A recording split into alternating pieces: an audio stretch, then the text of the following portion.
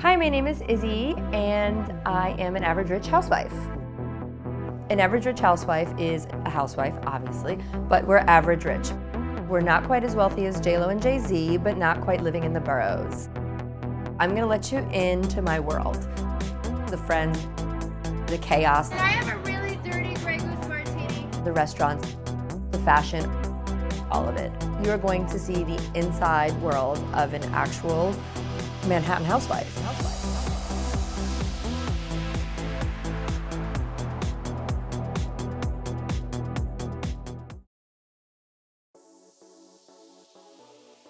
So I wouldn't necessarily call them my entourage, but I guess. Uncle Maurice and Auntie Jane live downtown. Vanessa lives in Boca, and we are a squad. Squad goals. Phoebe is also in our squad, I want to point out, but she hasn't traveled with us a lot because she has that thing called college and ballet, and she has all of these demands. But Uncle Maurice, Auntie Jane, and Vanessa are our travel family, as well as the Twixens, and we basically are traveling the world together. We're at the Louvre. Max has been crying for 45 minutes, so we're gonna get him a crave before I fucking kill him. What are you doing? I'm just filming you. With my book? Yes. You're making fun of me? With your scrapbook. It's not my scrapbook, it's my agenda, and I'm keeping your trip in order, okay? I love it.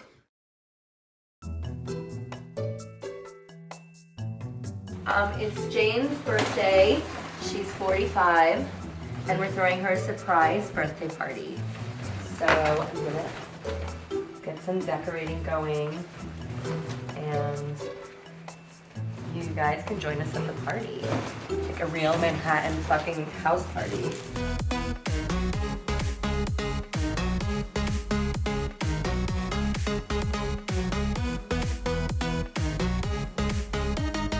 So we threw Jane a surprise birthday party on her birthday, for her birthday. She was 45. So- she doesn't look a day over 44 and a half. No, I don't. So were you surprised? Okay, you guys. It's an 8-minute episode. No, I know. I'm sorry. Usually when my mouth is that open, something's happening. But it's like, So like I was the one who brought you there, and I was really curious if you were actually surprised. Yeah, I really thought that you would have known. you guys, I had no idea. Really? In my head, you really had no idea that I had no idea? No, I had no idea. I thought that you actually had no idea what was going on that night. No, I So, yeah, no, I had no idea. So, first of all, I've never felt so loved, so honored. Aw. You guys, Oh, if you start crying, I'm gonna leave. I'm not into this emotional no, shit.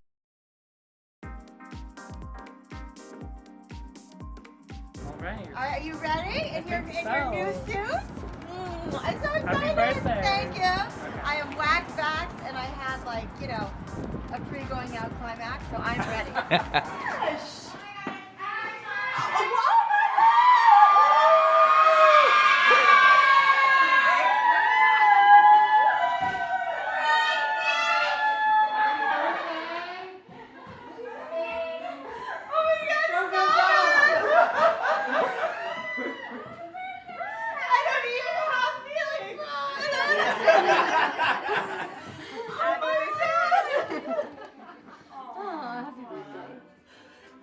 Oh, No more touching. Okay, good. Oh my God, no more feelings.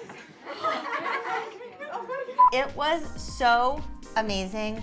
There are so few times in my life, or anyone's life, when you're surprised, except when you get a really skinny guy and he takes off his pants and you're like, oh my Well, that's God. not a surprise because you always know that you know it's coming. That was the level of surprise that, I mean, it was. So the thank night you. before, Jane was like, so we're going to this show, what should I wear, blah, blah, blah. And I was like, oh yeah, for sure, yeah, everything you're saying, for sure, girl. Izzy may have mentioned that we were going to a show and that there were going to be men there without shirts on, and I didn't mention that. Is that what you thought we were doing? I said we were going to a show. No, so you. This is called a back end. Maurice, what kind of socks do you have on? When you're an athlete. I can see from your physique. You're athletic. I thought this was What's your sport? Well, my impression when I first walked into the party, first of all, I walked in fashionably late. It was fun, it was lively, it was me, Izzy, Jane, Maurice, and we were all just having a crazy good time. drinking, playing loud music, dancing, taking shots, like just everything that I love to see in a house party. But I had a great time. I had a really great time. Like a virgin, hey! Touch for the very first time. So we travel together most of the time, all of the time. Auntie Jane and Uncle Maurice, and now Vanessa. We went to Paris and London. Does it snow in Paris? She can fly. I'm gonna get a ticket on an airplane, cause I don't got time for the fast. Right after my mom passed, I went to Paris for a few weeks to kind of try and, I don't even know what I was trying to do, feel better. And it was a really, really hard trip for me. So I wanted to rewrite it this year. So I went back with the weird white couple and my kids, of course. We're in Paris, Maurice. What is that? Is that the Eiffel Tower? And I still fucking hate Paris. Honestly, everybody is so enamored by Paris. There's nothing to do there but eat and get fat. I didn't find it charming in any way. It's complicated and difficult to get around. It was cold because it was the winter. I don't find French people charming. I'm not a Paris fan, everyone. I don't. So we had to make an executive call. We were gonna go take some pictures at the Louvre, but it's raining and it's cold. And we decided that we were going to go get cocktails instead. Because I'm cold and I don't want to be taking pictures in the rain. It's not worth it. We don't need pictures of that pyramid. I already have one. I'm good. I have one right here. You have one too? Yeah, we're good. We have a pyramid picture. I don't understand. Like, I like foie gras and escargot and steak tartare, but I can go to like Boucherie and have it. It's just fine. It's not necessary to go all the way to Paris. French men just are not attractive to me. No. But there's nothing about Paris that's appealing to me. Like, I don't feel the need to run back there. Like, you've seen the Eiffel Tower once, you've seen it a million times. It's like Statue of Liberty. I'm not climbing to the top every week. Wait, why is there two O's? Because TOO is like also, but TO means you're going to somewhere. I know. Oh, sorry. Okay. Just answer the question. That's okay. I'm here with Maurice in Paris, and we're having a little confessional because I'm really bothered by the fact that whenever he takes pictures of everyone else, he does a really great job. He's like laying on the floor, looking up YouTube videos, but when he has to take a picture of me, it's like my head isn't even in half the pictures. It's very difficult to take a picture of someone when they're sitting there complaining about how you're taking the picture. I only started complaining. Maybe if somebody just smiled a little more, like, it's not all about the photographer. The model has some. I'm actually easier to photograph than anybody else who've ever photographed you. Have you seen the aesthetic you're here? Beautiful, but if you. What? Whoa! But wait, stop. I'm beautiful, but what? But you don't just sit there and smile at the camera. You're sitting there. Go over there. Why are you doing? Why don't you get down? It's like, if I could just get a smile, maybe I could get a picture. We do a lot together, and they've really become my family. What do you think of Auntie Jane? Not too shabby. Oh, I love it. So I just left the cutest restaurant, and I met the most fun people. You can still meet people at the bar when you're over 40 and have some fun. Walking home, my days in Paris, my day has been uneventful, but I had an awesome night. I just don't find Paris and London exciting. I don't know why. I don't find them charming. They're big cities. They're difficult to get around. They're just not romantic to me in any way. And I know people are going to be like, Paris is not romantic? London is not charming? No, it's not. It's just cold and you go for the cheap fucking wine. So we couldn't quite figure out if the little glasses are for wine or water. Since we're American, we went with the water for the big glass. But the bread came with like lemon and butter, and Maurice looked at me like, is the lemon for the bread? Like, what am I missing? I'm like, they're for the oysters. French etiquette 101, we're learning. So I guess we can call them My entourage. I hate that word, guys, but when you're famous like me, D-level YouTube, because you guys have subscribed, so you would know that I'm D-level YouTube. You know, America's favorite housewife.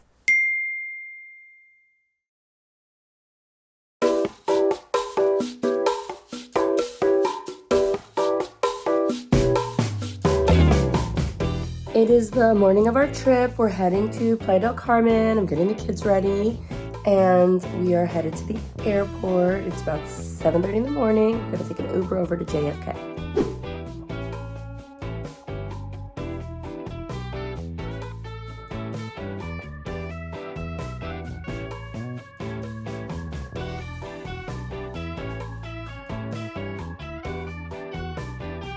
Hi, Auntie Jane. Look at you. Hi. How are you? Harry, my luggage and being one with the people. Hola, guapo. It's just as hot as I remember. Yes.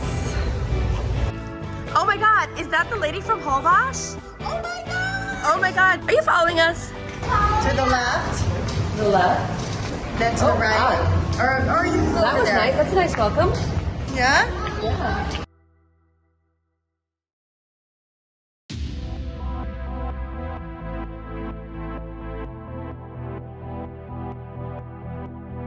Hi, my name is Izzy, and I am an average rich housewife. An average rich housewife is a housewife, obviously, but we're average rich. We're not quite as wealthy as J-Lo and Jay-Z, but not quite living in the boroughs. I'm gonna let you into my world. The friends, the chaos, Can I have a really dirty Grey Goose martini? the restaurants, the fashion, all of it. You are going to see the inside world of an actual Manhattan housewife.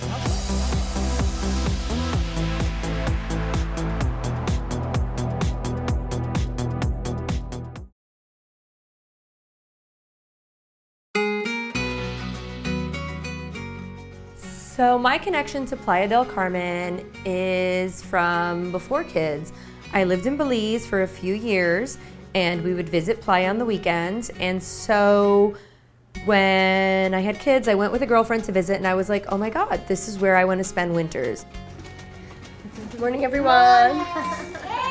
All right, let's go out to breakfast. The crew is ready to eat. We're ready to eat. We're hungry. Let's go. Where are we going? We're going to Cueva del Chango. Hi, everyone. That selfie stick. I want that selfie stick. When the lady stopped us on the street to ask me if I was Izzy from TikTok, Max goes, "Are you my mom's fan? You know she's a celebrity." I almost died. You look so legit right now. What does that mean? What does legit mean? Don't I always look legit? What does legit? Not always. No, you find it. You used to work at a tanning bed?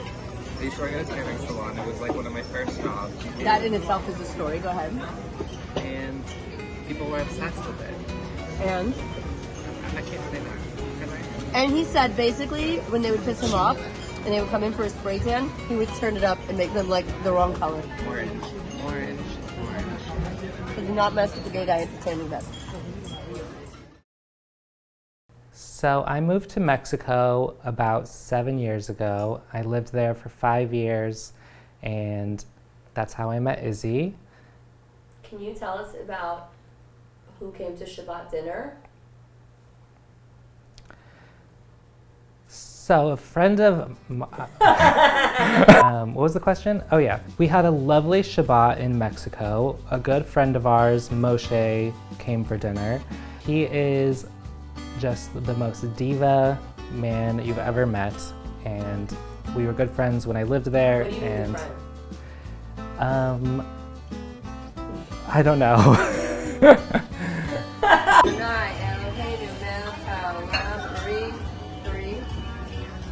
There you go. 1, 2, 3. Go ahead, do the bread, guys. Maximilian. I don't pay all that tuition for nothing. Start singing.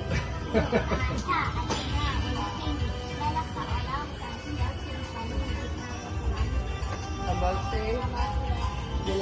Amen. Amen. Everybody take a little piece and keep passing it, and everybody just has to look at it. Shalom. Shabbat shalom. Shabbat shalom. Our family's yours. So I went out dancing. Everybody left the club early. I stayed out, and there was a little block party afterwards. And Wait. Maurice, where's your shirt that you had on? My shirt. I came home in this. But where did you get that? I don't know. But where did you lose your shirt? Carlos Danger? Let me see it. Where did your shirt go? I don't know. I came home with this. Wait, how did you not know where your shirt went? and I came home with somebody else's shirt. My brand new shirt from House of Sheen was missing, and I came home with this shirt that had like a bulldog on it or something. It said like para, I don't even know what. This is from that burrito store. The one that another guy you used to date worked at? Cuidado con el perro. Where did you get the shirt from? The shirt, who knows? Who knows where that shirt came from? We had so much fun seeing the cenotes. The kids and I and Auntie Jane jumped into the cenote. We came to Cenote Azul. Vanessa. The kids did some jumping. Italia. How is my best uncle over here? Doing great. You don't know what you did, not done yet. Where's Auntie Jane? You put the coordinated bunch together. That was smart. Are you gonna jump? Max, back up. Are you ready? Okay, 1, 2, 3, Go.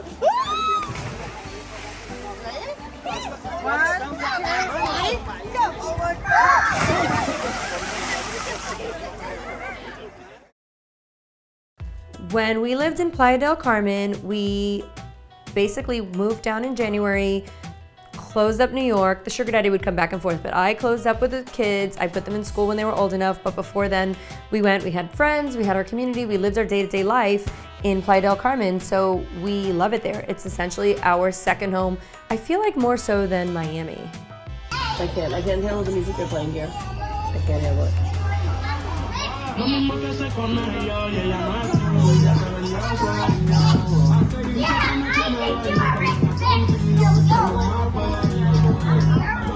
Okay, go. Mine is spicy. Whoa, shit! What the fuck did they put in that? Kind of sneaks up on you like someone late at night. It's no sneaking, girl. That's right in. That's no lube. Thanks for the warning, guys. What's happening? Welcome to Maurice's kitchen. I'm going to show you how to make one of my favorite Mexican drinks. Which is? A shot of mezcal.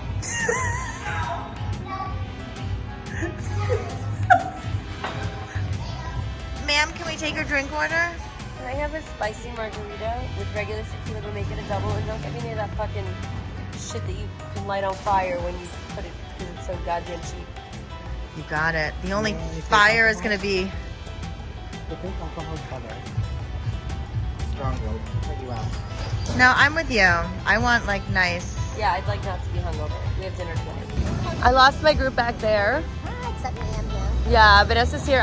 We lost them at the ATM. I don't know what happened. Did you guys get lost in Mexico? At least it wasn't me this time. Okay, everyone go.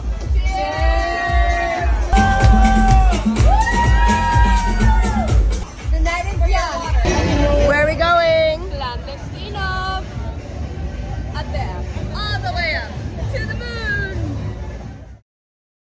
So Jane brought this lovely gentleman over to the apartment next door. We kind of had like the family apartment and then the other apartment. And then this lovely gentleman, after he leaves in the morning, texts Izzy and asks and says that he misses her. So we're just so puzzled. We're like, did he text her on accident? How did this even happen? He messaged me at like 5 o'clock in the morning. You know what I'm talking about? The blonde guy? This guy. Wait, what? Let me see.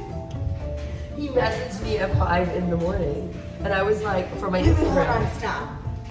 And I was Wait, the tall guy with the white shirt? and I was like, Wait, I'm in that's bed with my husband. And like, he messaged me on Instagram at 5 o'clock in the morning. Miss you already.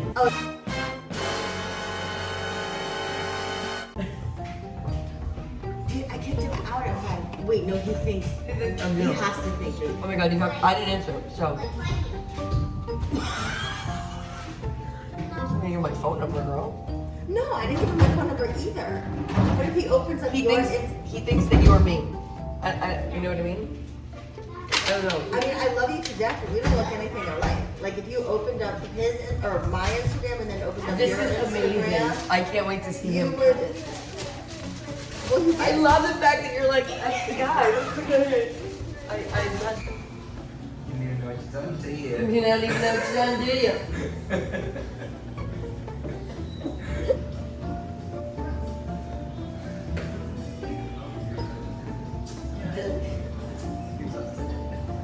Hi guys. Hi. You don't remember Javier? Good morning, everyone. How's it going? I'm pretty sure Javier texted me at 5 o'clock in the morning that you missed me. Yeah, I thought that was your Wait, Instagram. what? This is the guy. This guy Yeah. told you to text me at 5 Wait, a.m. an Instagram guy that texted you? That's you? Yeah, so like I was confused of what Instagram you gave me. You gave me like 2 Instagrams. Have a seat. You, Just kidding. we already knew. We woke up. No, we're done. We're sitting in the kitchen. I'm like, oh my god, that like random guy this morning texted me at 5 a.m. Blah blah blah. She's like, I was you mean the like- guy that just left? I'm like, what do you mean the guy that just Yeah. left? She goes, this guy, and I'm like, I'm pretty sure it was an accident, and if not, we'll figure it out. Why? Sure. Yeah. Yeah. What was I gonna buy? I saw that after. I'm like, oh my wow, you guys have a podcast. We have a podcast. We have a reality show. Podcast now. You will now be on it. Oh wow, what episode is this one? You're gonna have to watch and find out. And it is our home away from home. We absolutely love Mexico, Playa del Carmen, and the Yucatan in specific. If you have a chance to visit, I will plug them. Go. On spring break, we went to Miami Beach, South Beach in particular. Normal Miami Beach spring break are young people partying, a lot of alcohol, a lot of nudity, not nudity, but you know, half naked people, a lot of boat parties, a lot of drugs, just a lot of fucking partying is South Beach. People go there to party. Welcome to Spring Break 2022. The only thing that's breaking here is my soul, my patience. We own a townhouse, the Barbie Townhouse in South Beach, and we go there most weekends. Normally spring break I would travel, but it was also Passover and I wanted to see my family. So we decided to go there for spring break, me and the roommates. You should get me some strawberries. Get out of that chair and get me some strawberries. Because you're the housewife. Kara, let me a latte on top. Sure, 5 minutes.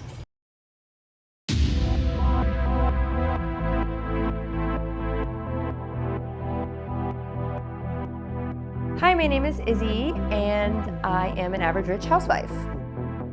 An average rich housewife is a housewife, obviously, but we're average rich. We're not quite as wealthy as J-Lo and Jay-Z, but not quite living in the boroughs. I'm gonna let you into my world. The friends, the chaos, Can I have a really dirty Grey Goose martini? the restaurants, the fashion, all of it.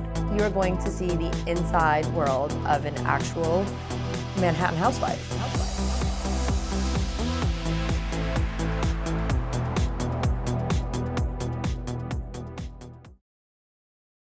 On spring break, I call it no break spring break.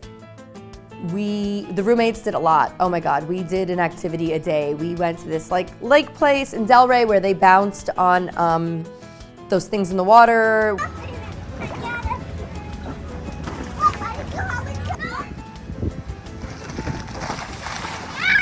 We went to parks, we went to amusement parks, we went to the beach, although the waves were really high, and I'm one of these crazy moms that are like, if the wave's too high, nobody's going in the water.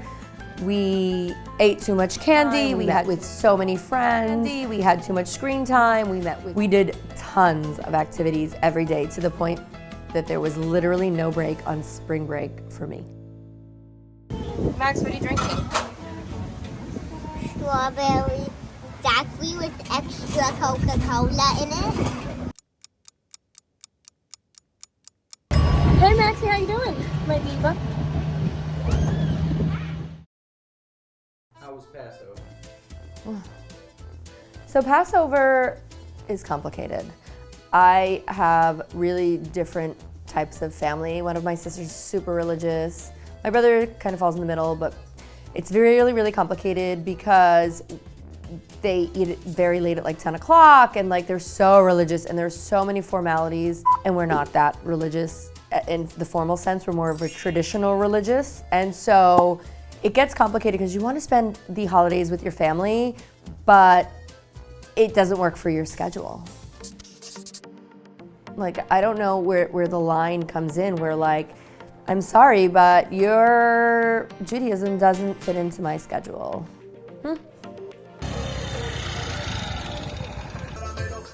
Does anybody know what the song is about? You guys don't even know what the song is for my Caucasians?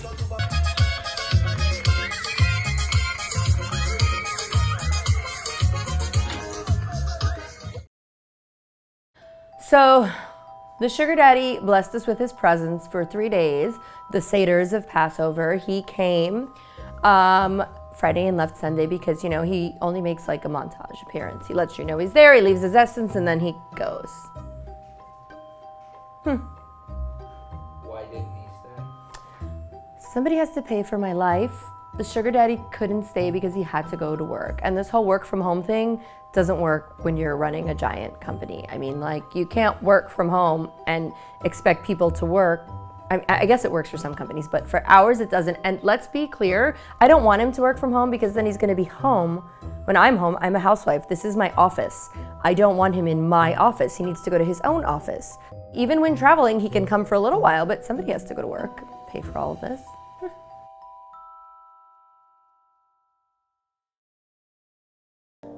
So, guys, you know that I go out sometimes in the evening. Occasionally, I go out. I went out with one of my besties, and he is a pretty famous, an executive sous chef at like the hottest restaurant in Miami, so he kind of knows everybody. So he took me out a lot. We tend to hang out all the time. He's part of my squad. He's like a Jane, Maurice, he's in the same squad.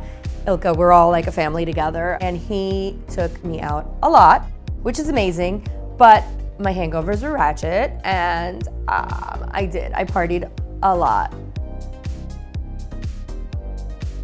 More than I should have. And you know, I always go to Miami thinking like, oh my God, I'm gonna be healthy, I'm gonna do this week, I'm gonna go there because I have my schedule and I have my gyms and I have my babysitters, so I can just be healthy and continue on with my routine. And I get there, and by night 2, I'm salsa dancing at a club that I can't even pronounce the name of, with people that are young enough to be my children.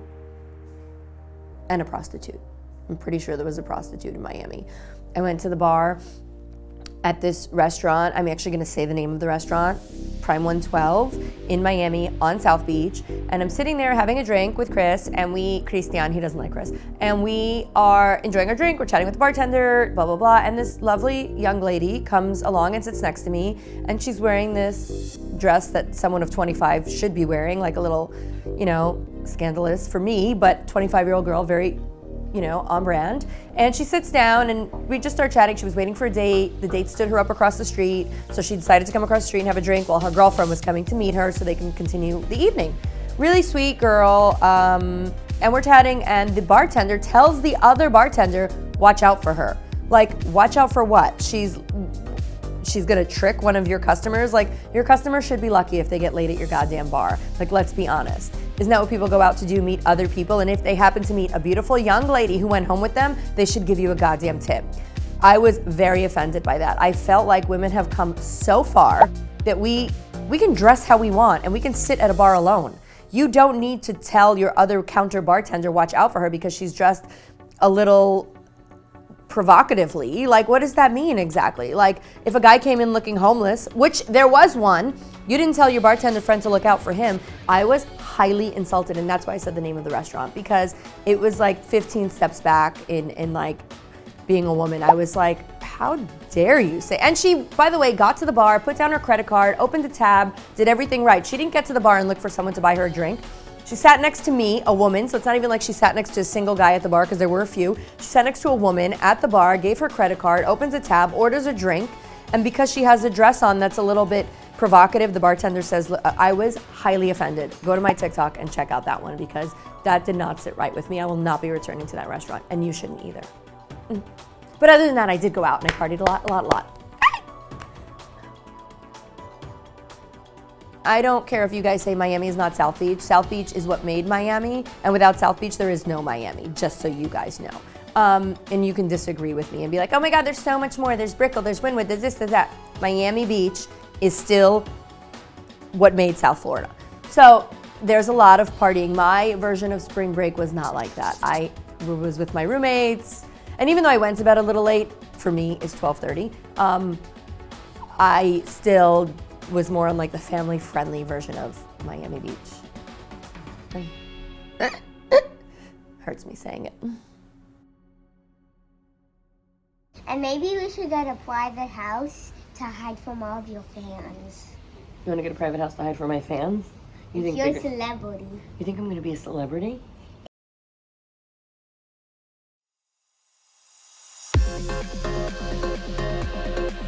I know that I'm very anti-judgment, but when it comes to fashion, I'm totally judging it.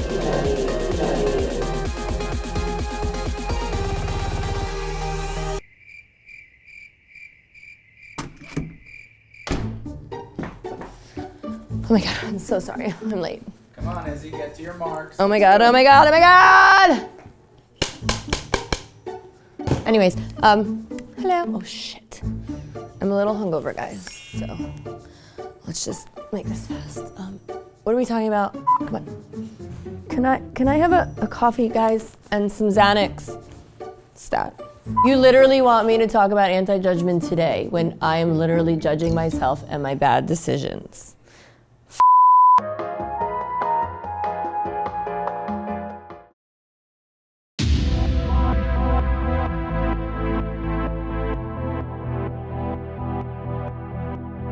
Hi, my name is Izzy, and I am an average rich housewife.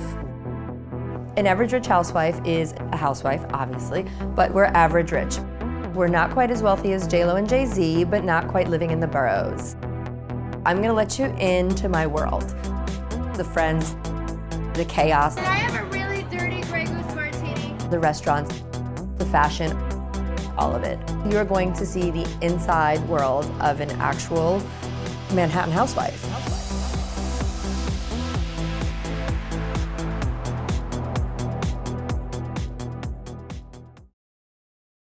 We're talking about fashion, right? There are a few things that you don't do. Number one, you have to dress your age.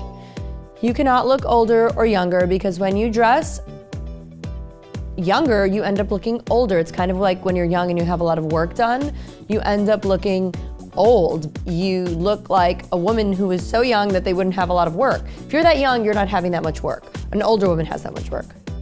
Number two, dress for your venue. You can never be too overdressed. As you can see, I am rolling around in this on a Monday morning. Never be too overdressed. I had a third point. What was my third point? Dress your age, dress your venue. Oh, number three, this is the best for my ladies. We are all shapes and sizes, and that's wonderful. I'm not here to judge your shape and size. However, dress for your shape and size. Do not follow the trend, follow your body. You do not need to be wearing things for a size 2 when you're a size 12, and you do not need to be wearing things for a size 12 when you're a size 2. You can still be chic, not gauche, when you are wearing something that fits your body. This is especially for the young girls that like to follow the trend. You can follow the trend, but in a way that fits your body. You can take a little bit of it and make it your own. Am I done here, honey? Am I done? So, I'm a bit of a bitch when it comes to my fashion. We go out a lot. She's like my partner in crime. She would rather hang out with 42-year-old ladies than her own age genre just because we're more fun. However, We have a problem. She likes to dress up for every occasion, and frankly, I don't think every occasion is that worthy of getting dressed up She for. thinks that this is appropriate for an afternoon lunch. This frock here. Yeah. This like, is what else an am I appropriate. supposed to This. wear? Where are you going to lunch dressed like that on a Wednesday? Friedman's, the bagel store. I don't know, McDonald's, Starbucks. Where are you going to dress like that? Well, some of us Burger don't King? have time for lunch in the middle of the day on Wednesday. Because what the fuck else do you have to do? You're a ballerina. What else do you have to do besides dance and go to lunch and go to school? You're a college student ballerina, by the way. We're lucky I didn't show up in workout clothes, okay? This is what you would wear to lunch. Where? Where are you going for this lunch? Anywhere. Cipriani's, the No, Applebee's of Manhattan. Who dresses up for lunch like that? I cannot take your generation. Civilization's over.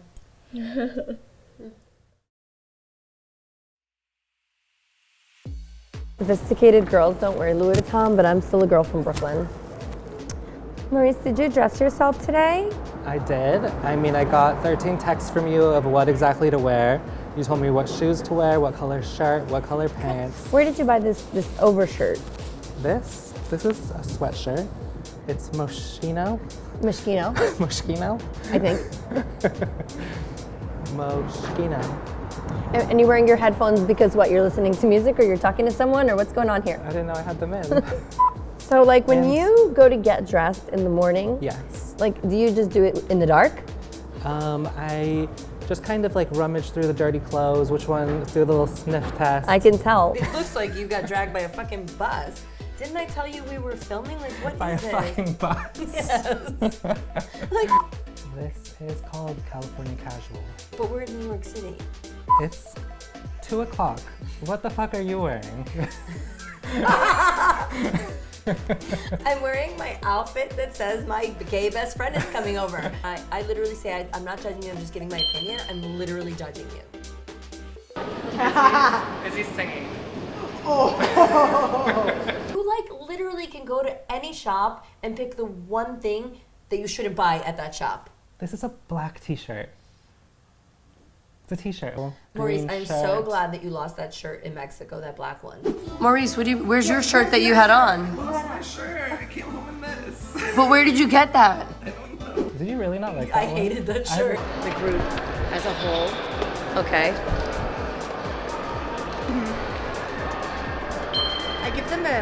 I give them a 2. The whole group. As a whole. I agree. And the reason I didn't give them a 1 is because the pop of red on the net bags. I think it adds a little jazz. Okay, that's what that is to me. I literally say I'm not judging you, I'm just giving my opinion. I'm literally judging you. Next time, can you maybe like... Next time, I'll get like something Baroque. You want me to be that Not gay. broke, just... Baroque, not broke. Honey, I'm from Brooklyn. Baroque means broke. What the fuck is Baroque? Like Versace. Yes!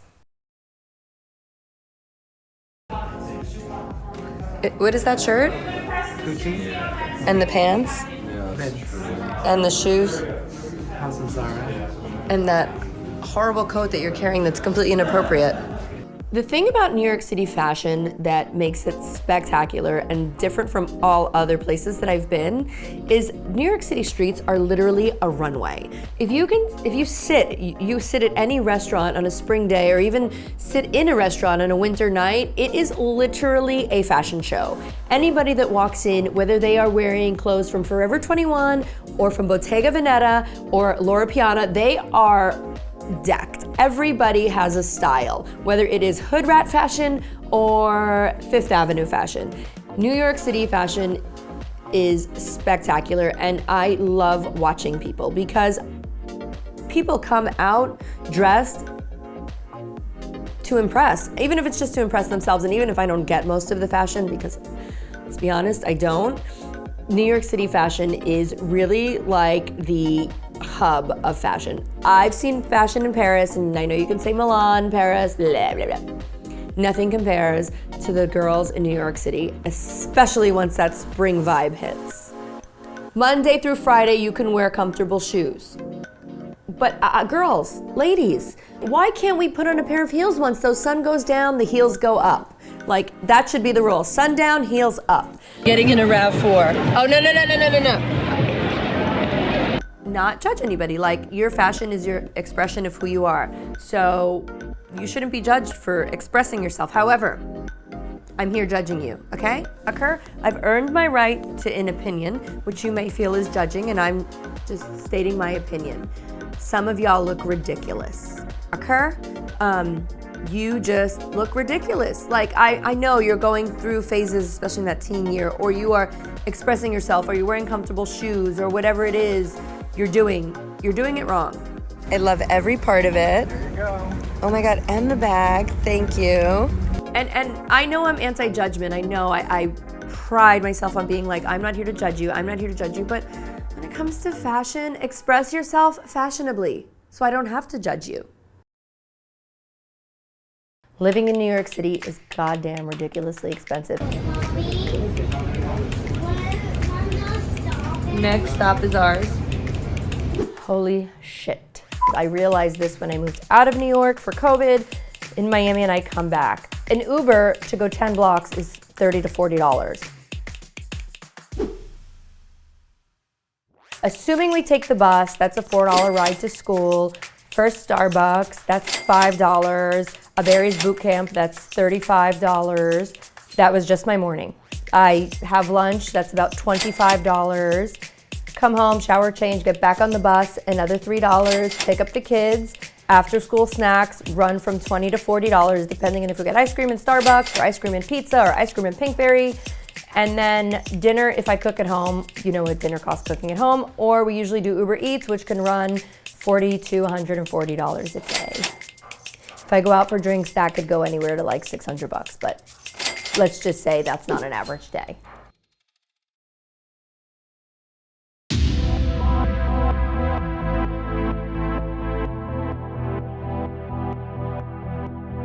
Hi, my name is Izzy, and I am an average rich housewife. An average rich housewife is a housewife, obviously, but we're average rich.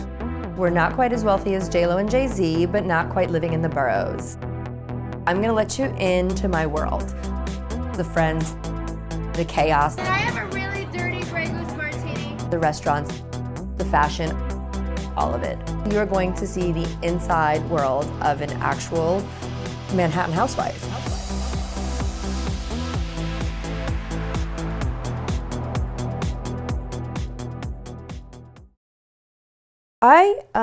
I grew up in New York City, in Brooklyn, in Bensonhurst. So I am not a transplant who has moved here as an adult and lived here for 20 years. So I call myself a New Yorker. I'm literally, this is where I'm from. And an average day is fucking expensive, fucking expensive, fucking expensive, fucking expensive.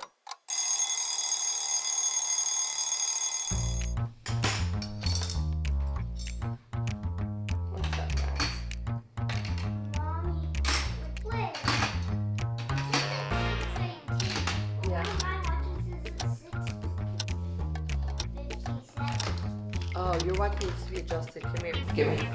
Let me see the watch. Nick. How do we recalibrate the fucking watch? Just press the recalibrate. You press the recalibrate? It's pretty obvious. It's pretty obvious. You want a fresh one? No. Okay. Did you brush your teeth? I don't. Give me the watch for a few seconds while I figure this out. I don't even know how to do this. I don't know when I became an electronics expert.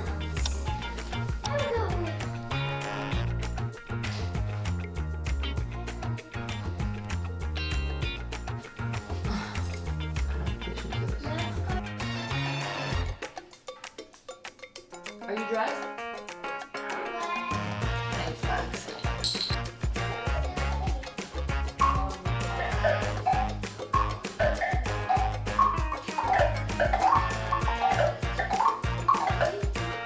Here, Max, your watch is fixed. Mommy, can I have my watch? I really much like it. Your what? My watch, please. Right here. What is it? Okay, Max. Look around this kitchen. Where would you see the watch? on your hand.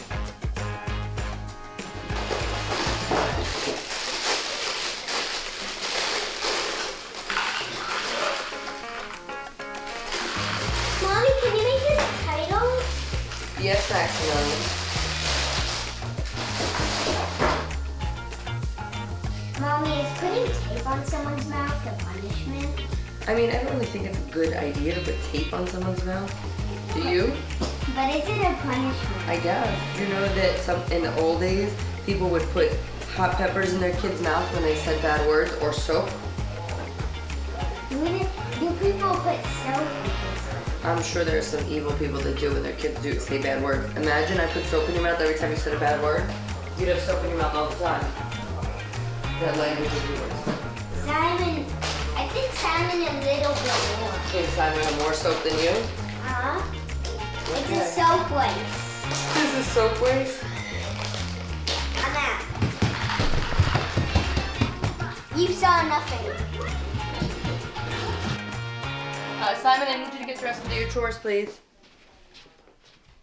Thank you, baby. Oh, did you brush your teeth already? All right, go brush your teeth, come back and I'll do your hair.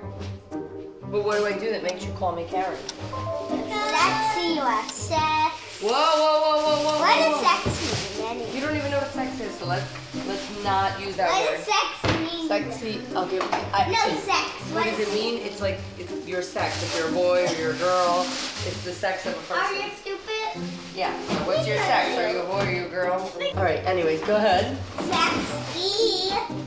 I think a little. Sexy is like a way of telling, an adult way of telling somebody that's attractive. I think you're sex. Okay, you don't say that so much. Oh my God. Sexy. Does it count or what? Oh, no.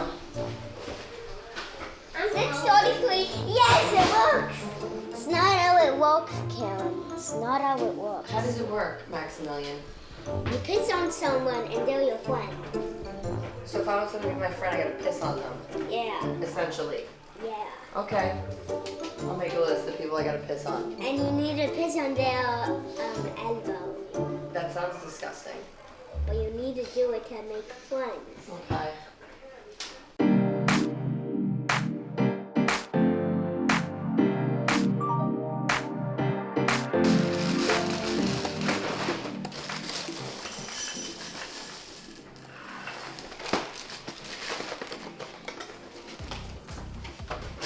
Thank you, Mom. You're welcome, Maximilian. All right.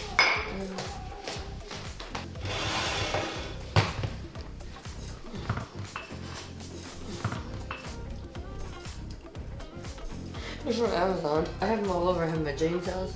I have them in every house. They're like $10.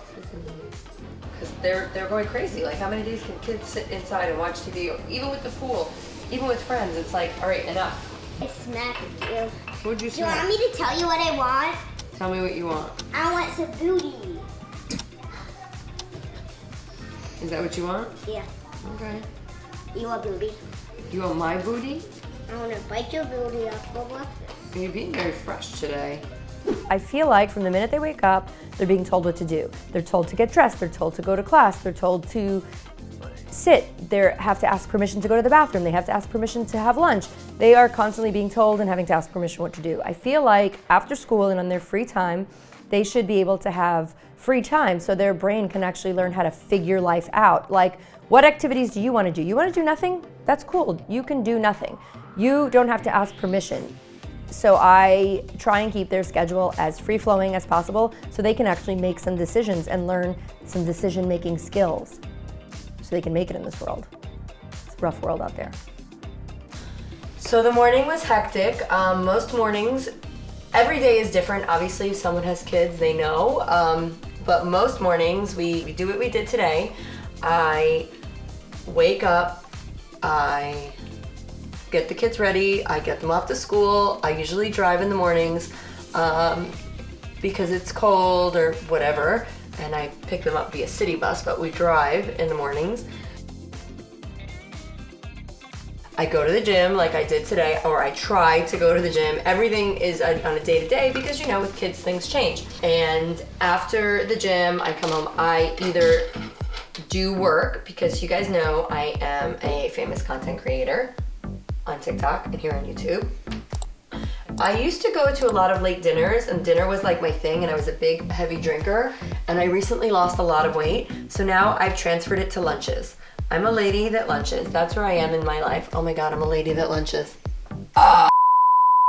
After I finish my gym workout, I come home and get ready, and then I go to lunch. Today, I am having lunch with Maurice at Smith & Wolinski, the grill. After lunch, I usually either walk or get to the kids and pick them up. And we either do our after school activity or playground, or Simon has his tutor, or the kids go to karate. You know, I'm a full-time mom, so I pick them up myself. And then from then till bedtime, I'm back on. My working hours are from 3 to 9 p.m. Where most people's business hours are from 9 to 5. Mine are from 3 to 9. I'm still in New York and I'm average rich, so I still have to, you know, keep the house tidy. I don't have to, I can get someone 7 days a week. But I don't really like people in my house all the time. It makes me really uncomfortable. And to make a bed and cook a little meal, I can kind of do it myself. I kind of like to keep it real. Like, just because you can have all of this stuff doesn't mean you have to have it. But I have time to do the shopping and things I want. What do I need a full staff for? I can boil some noodles and make a bed. Like, I don't feel like I'm above that, and I don't feel like that's any work in any way. Like, it's just living life. I don't want to lose touch with that stuff by having a bunch of people make my bed for me. Like, I feel like you lose touch with reality at that point, and I don't want to be that person. I'm enjoying raising my kids. Me and the kids will come home, we'll chill, I'll cook, watch TV. At night I work on my content, or I work on, you know, whatever this project that I'm working on right now, or my show that you're watching. Why are there fingerprints everywhere? Fucking fingerprints. With children come fingerprints everywhere. I hate going to the store. Oh, I got undies. I hate going to the store, so I order everything online. Because shopping is just annoying, and I like to return a lot, and I don't want to go back to the store to return. What the hell is this? What shit did I order? What is this? Oh. So I don't know if you guys know that the decal for Swinger is a pineapple upside down, and as a joke, I'm going to secretly put this on the back of their car without them knowing. Shh. Wait up, Vanessa. Your joke's coming. Got some stuff. I'm having a photo shoot next week, so I wanted to get some. I'm wearing this with a skirt. Seems like lingerie. Might be a little too sexy. I'm not going for that kind of look. This is a bathing suit. I don't know if I was going for that kind of look either. We're gonna have to try these on. Let's see what's in the big box, guys. Unboxing. We get a lot of packages around here. It's gorgeous. Oh my God. It's very, very expensive. He's a famous designer, and he sent it to me complimentary. The designer is MC Costello. We'll put the name on the bottom. And look how gorgeous it is. This is Mr. Dennis. He is my doorman. He is my favorite doorman. My kids call him Uncle Dennis. Theo Dennis. He's literally a family member. Right. So have a good day. Bye, Mr. Dennis. Thank you. Alrighty, enjoy. We're heading to lunch. We're gonna go to the grill, Smith & Wolinski Grill. They called because he had bumps on his arm. Bumps are not a reason to come home. When I was a kid, unless you had a fever or your arm was hanging off, you did not come home from school. That's just the way it goes. Hi, Annie. How are you? Sort of having assignments. We're kissing twice now. We're fancy. You look very handsome in this green shirt. Did you get dressed for lunch? I did. I thought I would match the restaurant. Like, you're doing a good job. You actually blend right into the wall. Cheers. Anyways, what are you wearing on Sunday? Maybe you could go on Zara and just send me some options. Just tell me what you want me to wear. Maybe that's the solution to my fashion problem. If I take the car, by the way, I saved $6, but I spent it in gas because we all know the price of gas. So there's no savings. You do not live here because you want a discount. And that's our day, really. Like, I think that the best part about living in Manhattan is the ability to like throughout my day have lunch at Smith & Wolinski, or if I want to see a Broadway matinee with my girlfriend, I can do that. Tomorrow I'm having tea at Baccarat. Like, I can do all of these things because I live in this great city. I feel like you lose that once you leave the city. So I'm happy to be able to have all of that and still be able to raise my own kids. I haven't lost touch of reality yet. So those are big parts of my day. What else? I have a bunch of coffee all day and I walk around in my black Lululemons. It's really cliche, but it's fucking fabulous. Sugar daddy. We met on J-Date and we were married a year after meeting. He definitely wooed and wad me. Is that a word? Wad? No. Wad, maybe his money wad. We went on all these dates and he took me to all the hip restaurants and he had this amazing apartment and this beautiful black credit card and my soul and my breath were taken away. Is that what you're wearing? I hope you did. I really, really hope you did. Because you cannot be on my show looking like that. Come look at the camera. Come look at what he shows up to film in. Are we filming?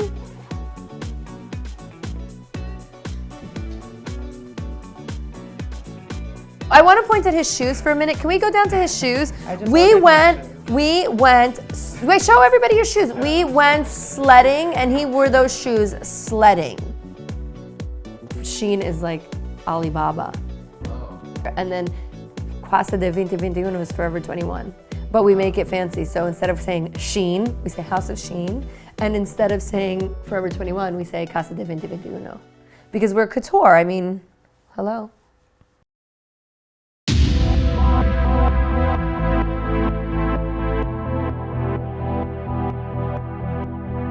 Hi, my name is Izzy, and I am an average rich housewife. An average rich housewife is a housewife, obviously, but we're average rich. We're not quite as wealthy as J-Lo and Jay-Z, but not quite living in the boroughs. I'm gonna let you into my world.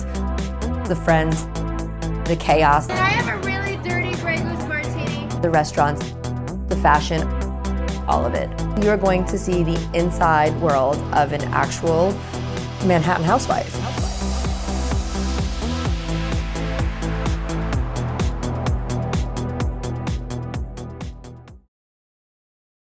Me and the sugar daddy met on J-Date, where all old Jews go to marry.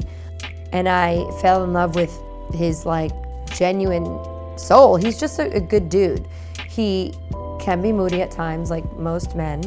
And he's actually a super nice guy. Like, after dating so many losers in New York, when you meet someone that's like a genuinely nice person, it's hard not to just fall in love with them. Even if not in love, like a romantic sense, as a human, which I did both, but like I love him as a human, and he definitely has been the person that I wanted to raise children with, because I always say he's the kind of guy that you want your daughter to marry.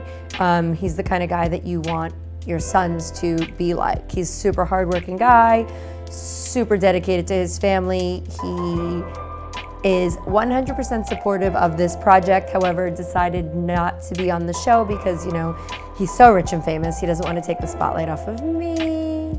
So he decided to continue with anonymity. I don't even know how you pronounce that word. I'm from Brooklyn. This is a Brooklyn education here. He really is a great dad, and he's an amazing provider.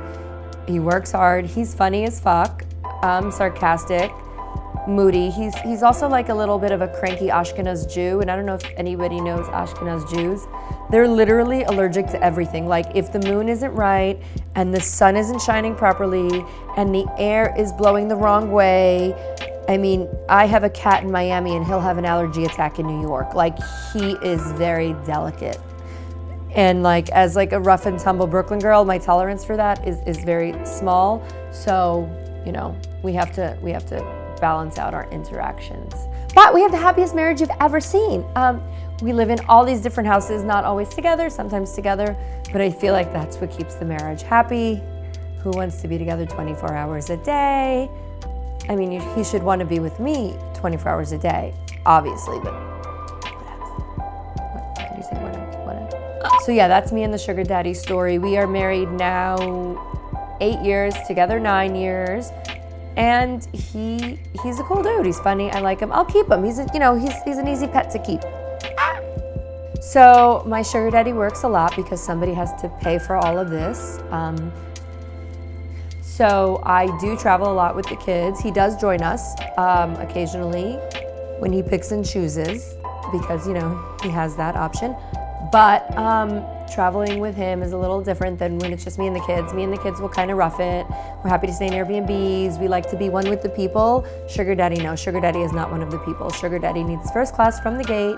He needs to know the plan. There needs to be organization. There needs to be staff. There needs to be room service. There needs to be top-notch service. He has roughed it in the past with me, but I feel like his skin does better with 5-star service. So, I'm able to say his name and you guys just bleep it out, or? Yeah. Okay. Wait, can you do that, B? Oh, yeah. Yeah. My relationship with the sugar daddy? Okay. My relationship right now. So, When did you meet the sugar daddy? I know, I'm trying to figure out how to say, like, he's not my sugar daddy.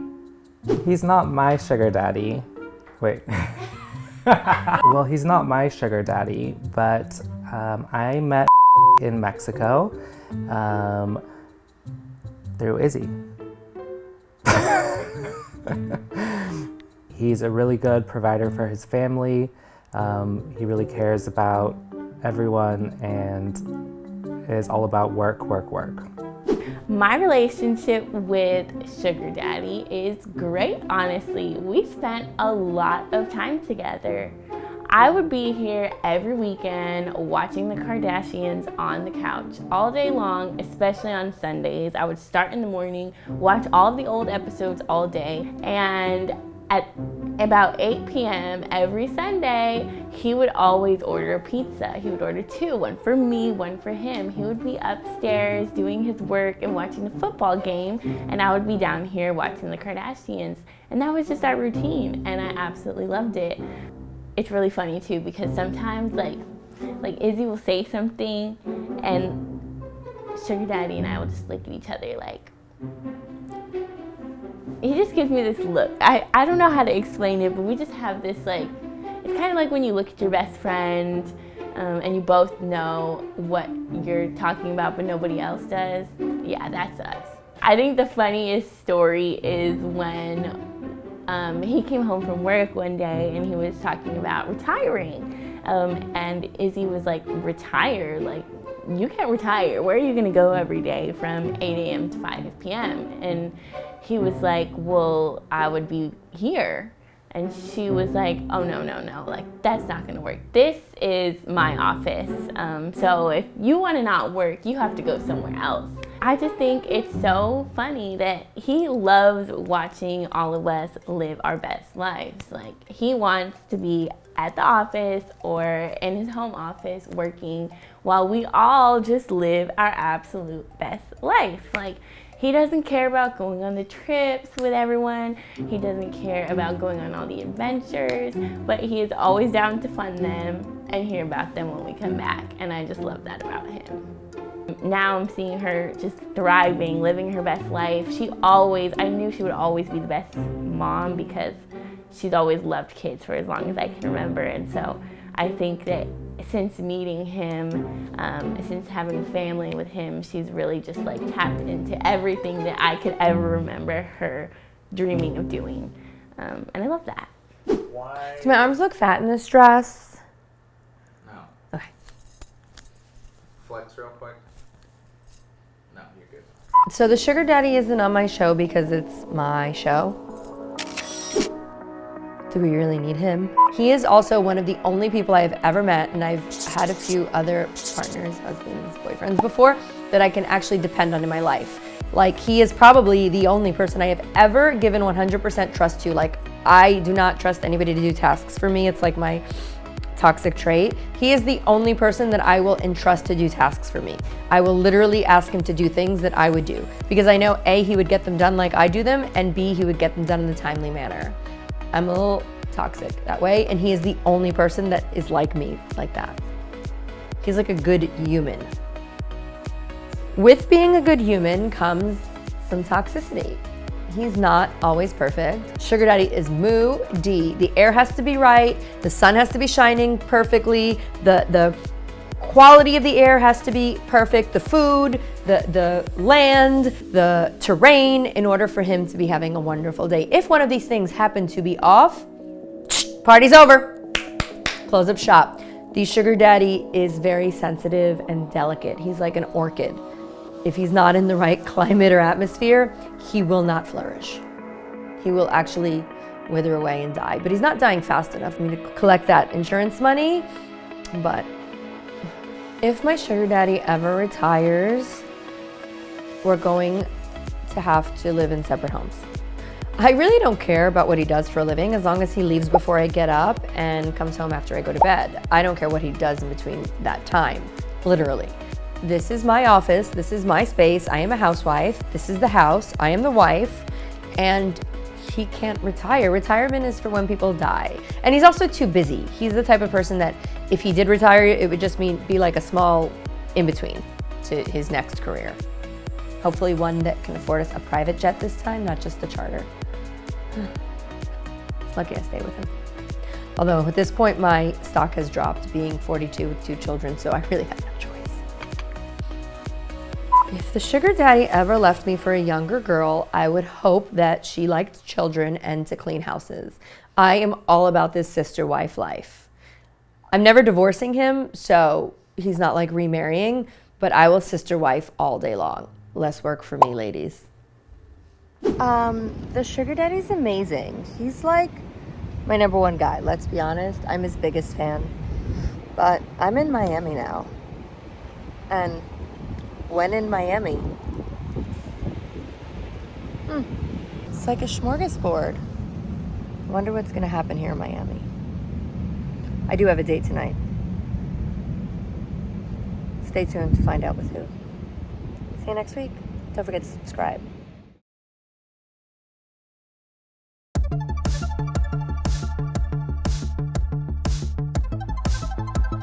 The sugar daddy's amazing. He's like my #1 guy, let's be honest. I'm his biggest fan.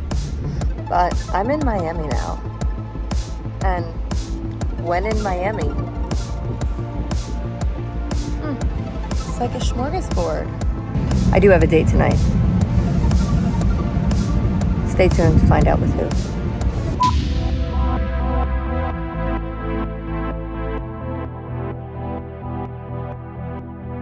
Hi, my name is Izzy, and I am an average rich housewife.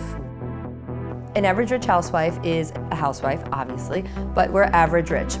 We're not quite as wealthy as J-Lo and Jay-Z, but not quite living in the boroughs. I'm gonna let you into my world. The friends, the chaos. Can I have a really dirty Grey Goose martini? The restaurants, the fashion, all of it. You're going to see the inside world of an actual Manhattan housewife.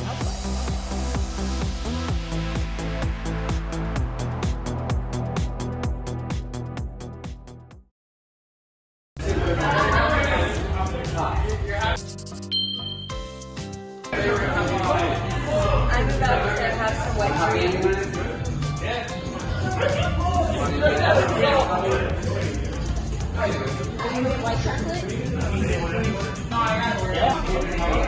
I don't know what that is. I'm gonna have a penis.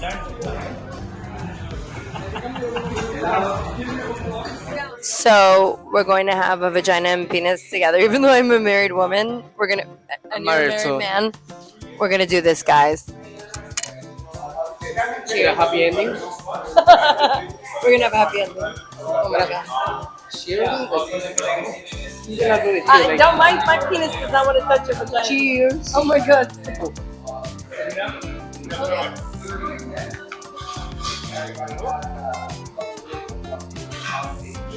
My vagina is good.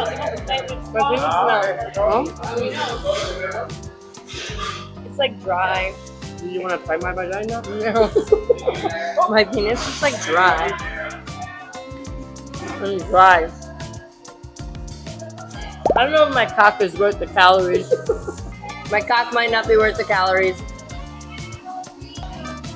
You know, I don't need to taste your vagina.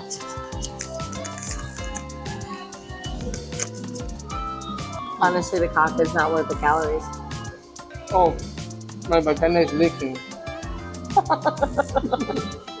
Well, there you have it. What's your review, my chef? Stick with the real thing? Now what? I can't tell right now. I'm busy. He's busy eating vagina. So I met him through a friend. We had a friend in common, and it was COVID, and I was alone with the kids, and I was in a really, really bad way, and he wasn't working, and so we became really good friends. He came to work for us, and he kind of just became like my confidant. When someone shows up right when you need them, and I needed him, and he showed up. And he would cook for us. He was basically like my co-parent at the time. It was COVID. My sugar daddy has a medical condition, so he was super scared, and I needed backup, and Chef Christian was my backup. And 3 years later, we're besties. Hey everyone, it's your favorite housewife, Izzy. This week we're going to do something a little bit different. As a housewife, we entertain. And I did a few TikToks talking about how lately I've been going to people's homes and they don't even serve me a fucking cashew. Like, I go to a play date or I go to a cocktail party and they don't put out a charcuterie board. There are no appetizers. Maybe I'm old school. You can go to the goddamn grocery store and buy a fucking Entenmann's cake. But when you have company over, you put something out. So you guys know, I don't cook, but I have a chef. This is Chef Christian, everyone. He is my personal chef in Miami. He's also a sous chef at a really famous restaurant, but you're gonna have to follow him to find out what that is. So we are going to make dumplings with Wagyu and foie gras. Wagyu foie gras dumplings. With a grapefruit foam. Grapefruit foam. Foie gras mousse. And foie gras mousse. So I'm just saying, when I throw a fucking cocktail party or a play date, you're going to eat well. So he's going, oh, his fucking hair. He's going to actually show me how to make a dumpling, as if I don't look like a dumpling enough in this dress. Is there a problem? No. Okay. Just can't get good help these days now, can you? They can be hot, but can't be good. Gotta have one or the other. I'm gonna go with the hot guys. You're not going to use gloves? No? And I have to cover my ring. Of course. I'll be back. These are so unattractive. You couldn't have pink gloves? Oh, no. It's gonna ruin my outfit. I don't care if it gets dirty. I am not going that far. All right. Sure. So to close the dumpling, you have to close the dumpling. I'm gonna show you. Wait, is this considered sexual harassment since he works for me, with me? Legally, yes. Oh. You have to take. Oh, okay, so I take one of these. Mm-hmm. One. Just one. Okay, just one. Put eggs. Jewish women were not meant to cook. We were meant to make reservations. You're so tight, not in the middle. Oh. Then you have to take the meat. No, I want to make the meat like that myself. All right. Okay, take the meat, and how do I make it into that little ball? There's a lot. Like this? Very unattractive gloves. Okay, in the middle. Like this. So. All right. Then you close one corner first. Okay. And you fold it like empanada. Look. Do I look like I know how to make a fucking empanada? Oh, but you eat empanada every day. Not every day, but. What are you trying to say that I eat empanadas every day? Are you trying to say I'm fat? Look at mine. Look at mine. What is that? What do you mean, what is that? I think my dumpling looks great. If I put that one in my restaurant, the chef is going to fire me. Okay? Alright, so one more time. Well, it's Same. a good thing I already have a secure job. And this is why we hire help.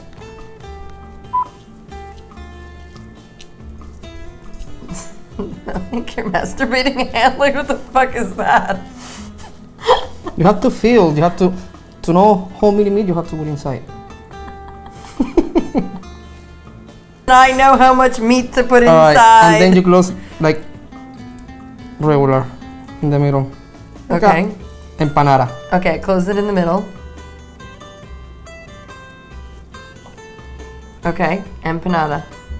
That's it? Yeah. What? And a little bit more eggs, just in one corner. Okay. Just a little bit. You're gonna make tortilla with it. All right, and then you close it like this. Is it required as a chef to have tattoos? Like when you get your chef like coat? Do they say if you It's don't have discrimination, tattoos? you know. So I'm sexually harassing you and I'm discriminating? Yeah. What is that? It's beautiful. Look at my little dumpling. His? Mine. It looks the same to me. What do you guys think? On the way. You cook a little bit more? I know how to put meat in things. I've had enough husbands to know how to put meat in things. I want to just be the person that throws the party when you come finish cooking. You know what it looks like? It looks like remember those chicken cutlets that women used to put in their bras? And like when I was younger to make your boobs come up before we had boob jobs, that's what it looks like, little chicken cutlets.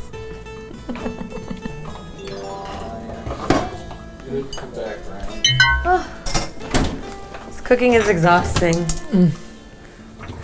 If you cooked all day, not for 5 minutes. I just cooked. Look, I made 3 of those things. I'm too exhausted. Ah.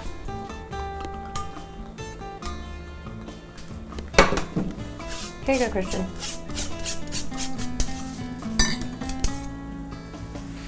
I don't drink when I work. Oh, me neither. Cheers. Oh, finally. Let's tell a story. I've been going out a little bit in Miami. Christian has been a great host. And every time I go to order a goddamn dirty martini, they give it to me in a fucking plastic glass. How dare you? Serve me a martini in a plastic glass. Don't serve me. I mean, serve me.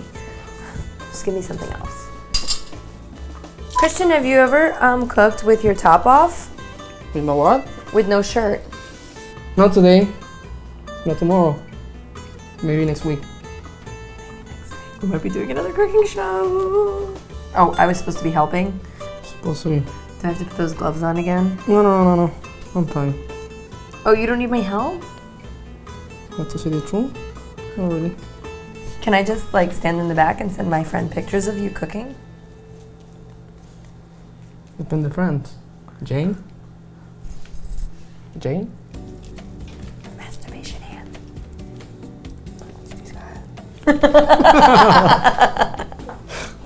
Did you try my meat? No, I've never tried your meat. My meat, that one. I've never tried your meat, my darling. We've known each other quite some time. Try it, but with a spoon. Please. Mmm. The boys got some good meat. Really good. Jane, he's got some good meat. Can you open one for me, but regular? I'm sorry, who works for who here? So what are we doing? Are we frying? Can I fry? I love frying. I like to bake out in the sun. I like to fry. What is it that you're making now? Just searing the fora. Searing the fora. I love those words.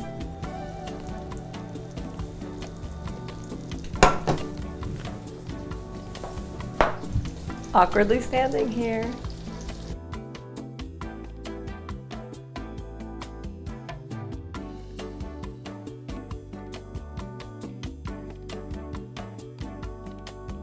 So here you're going to try the guayu foie gras dumplings, pan-seared, with olive oil and sesame oil. The foam is grapefruit with a truffle honey. You have golden flakes and flowers. A lot of flowers. I love gold in my food. Yeah, I'm gonna have this. I'm good, right? This is all for me. I mean, I'm not having a cocktail party today, so I don't need an appetizer. No, but I give you the view later. I just want to eat this like a savage. Can I try it? No?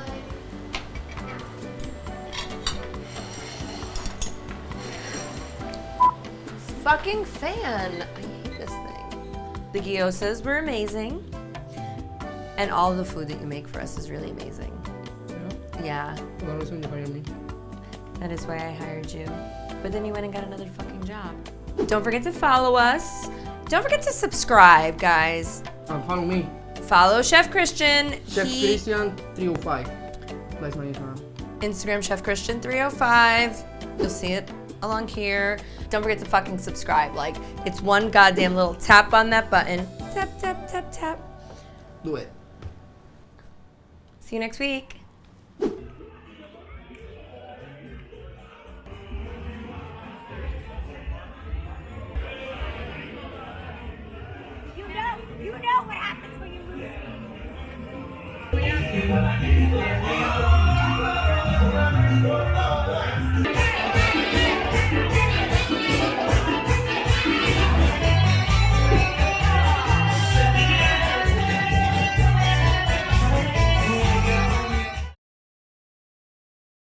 So, over summer break, I went out a lot in Miami. Yeah.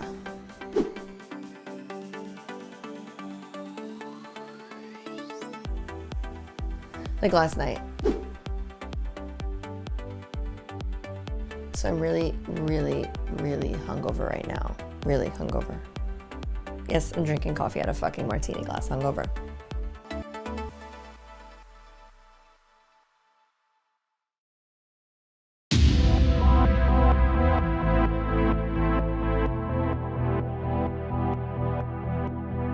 Hi, my name is Izzy, and I am an average rich housewife. An average rich housewife is a housewife, obviously, but we're average rich. We're not quite as wealthy as J-Lo and Jay-Z, but not quite living in the boroughs. I'm gonna let you into my world. The friends, the chaos. Can I have a really dirty Grey Goose martini? The restaurants, the fashion, all of it. You're going to see the inside world of an actual Manhattan housewife.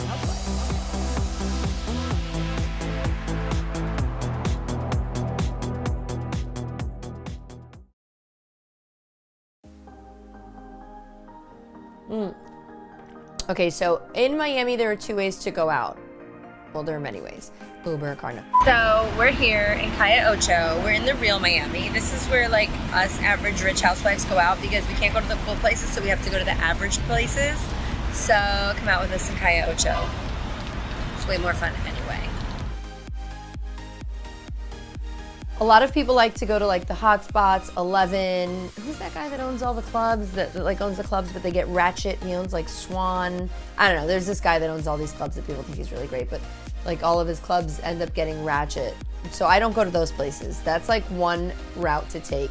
I'm not into the 11s, I'm not into the cool places. I'm already cool and I make the place cool. I'm not interested in going anywhere where I have to stand in a line, and I'm old, so I'm either buying my way in or standing in a line. I'm not young and pretty enough to just get to the front of the line, and nobody wants a 42-year-old woman sitting at their fucking table. Let's all be honest with each other. And I don't want to spend $10,000. Like, I just don't. I'm not interested. I can, but I'm not going to.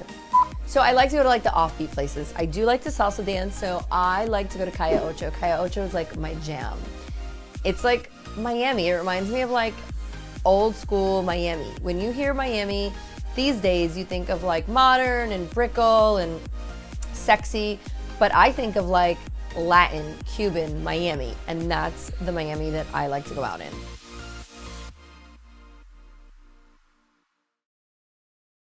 Going out in Miami is tragic because everybody's fucking naked.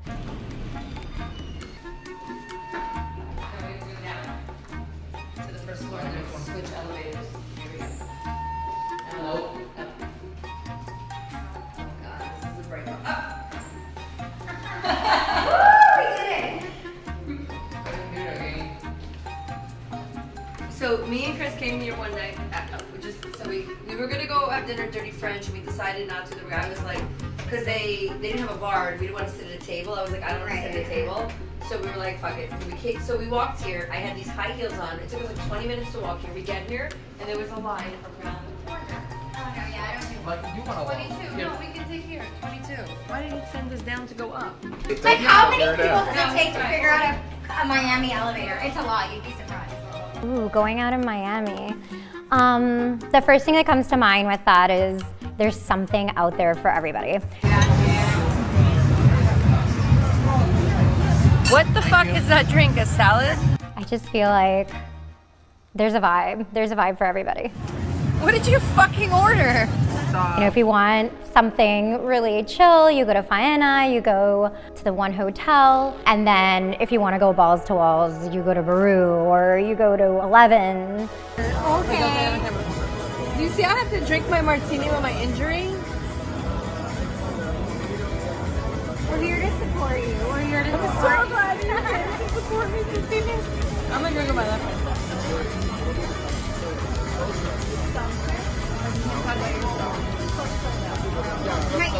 Your toxic hair. We cannot talk about your toxic hair. That's what we're gonna call it. My toxic hair. Your toxic hair. When you fix your hair, you'll fix your heart, my love. I promise. Do you think that's what it is? I am 100% sure that your heart is not right because your hair is so off. I'm just saying. Sorry.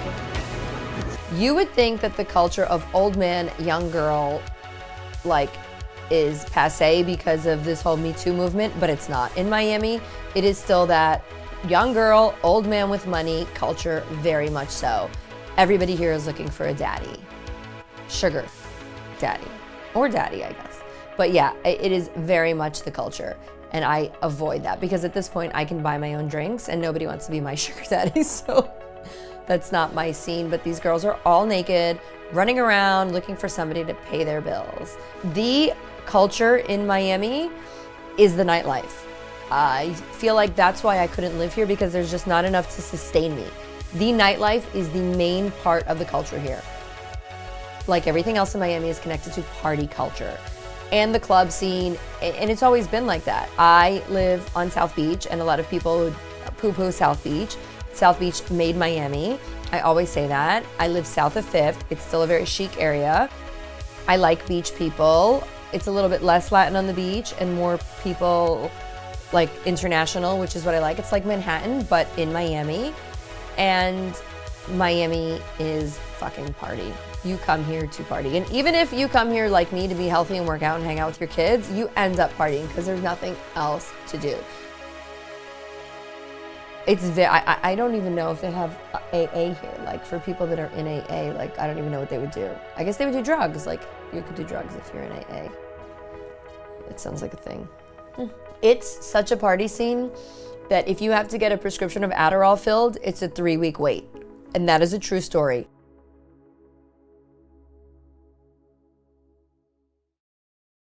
This morning, I had too many martinis.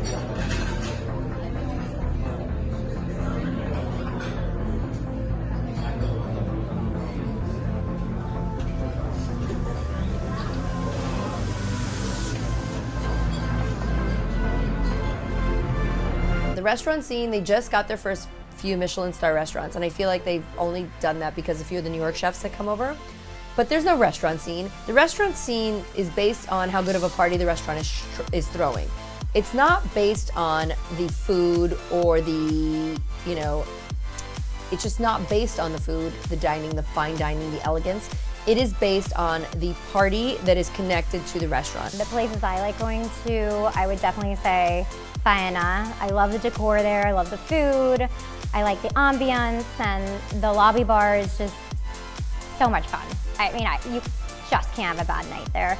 And then they have a nightclub downstairs that opens like I think after 11, and that has really good music, and you can just be there pretty late. And usually, like if you want to be out, you know, past 2, you go to 11, so you go across town. My favorite going out story that involves Izzy has got to be, to this day, the day we met. We were here celebrating, you know, a mutual friend's birthday, and we went out to dinner, and we just kept talking about our lives, and I just couldn't get over how the similarities were totally there. You know, we both love to travel, we both love to include our kids in our travels, and I mean, we just hit it off like right away. We actually went to Mint. So Mint used to be like the it place 10 years ago when I lived here, when I was cool and I lived here. And you know, it wasn't the happening place, but we went there, we had drinks, we danced, like we talked about life, and we ended up getting lost though. I do remember that. We just lost each other. It was traumatic. Getting lost in Miami from your friends is traumatic. Oh my God! Honestly, Mom, did you accept the request? I don't know that I'm going to be able to do this for another 2 months. Mom, you didn't accept the Summer break over yet? Mom, What? You didn't accept the request yet. You were guilty! I accepted it. Oh yeah, 'cause I didn't get it. Our time in Miami clearly wasn't over here. Summer had a long, long time to go. There was a lot more salsa dancing, pool parties, beach club days, and great friends. You're going to have to tune in next week and see how the rest of summer break is unfolding. I'll see you then. And don't forget to subscribe, guys. It's here, road trip day, so we are going to be leaving for the summer, 3 months, and we are going to, oh, look at this hair, drive to Miami. So this is our road trip.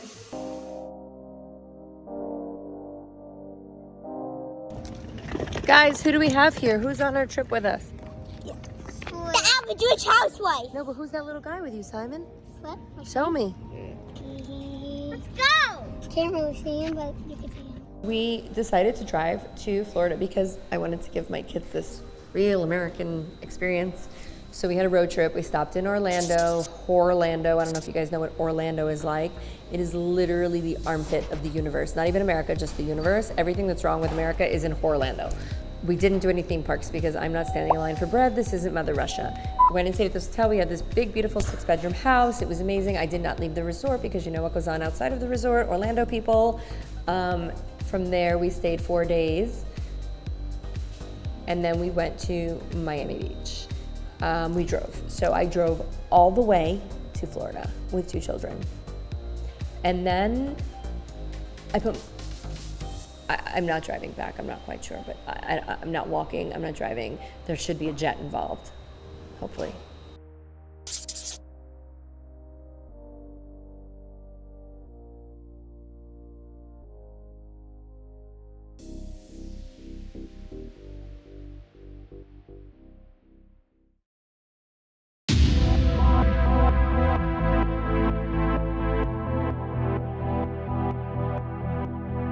Hi, my name is Izzy, and I am an average rich housewife. An average rich housewife is a housewife, obviously, but we're average rich. We're not quite as wealthy as J-Lo and Jay-Z, but not quite living in the boroughs. I'm gonna let you into my world. The friends, the chaos. Can I have a really dirty Grey Goose martini? The restaurants, the fashion, all of it. You're going to see the inside world of an actual Manhattan housewife.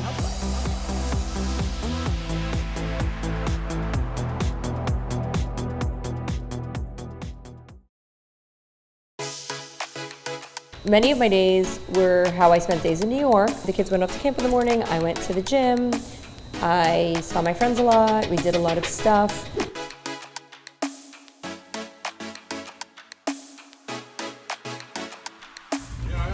It's an at-home marijuana test for my Manny's. I mean, I'm sure the dollar store ones are like pregnancy tests and they're always going to be positive because everything at the dollar store is positivity.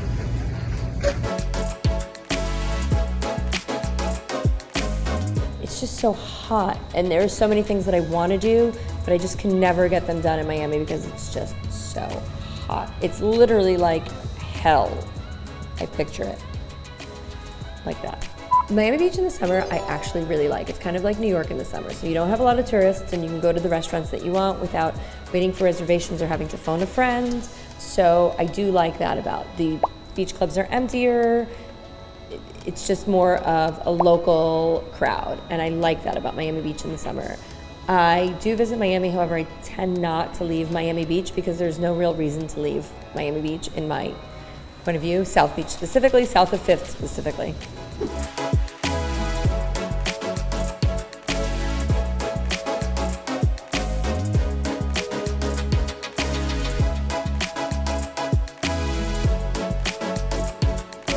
I went out a little bit over summer break in the evenings because you guys know that I tend to go out in the evenings a little bit with Mystery Man, Chef Christian. Occasionally we went out. But you know what?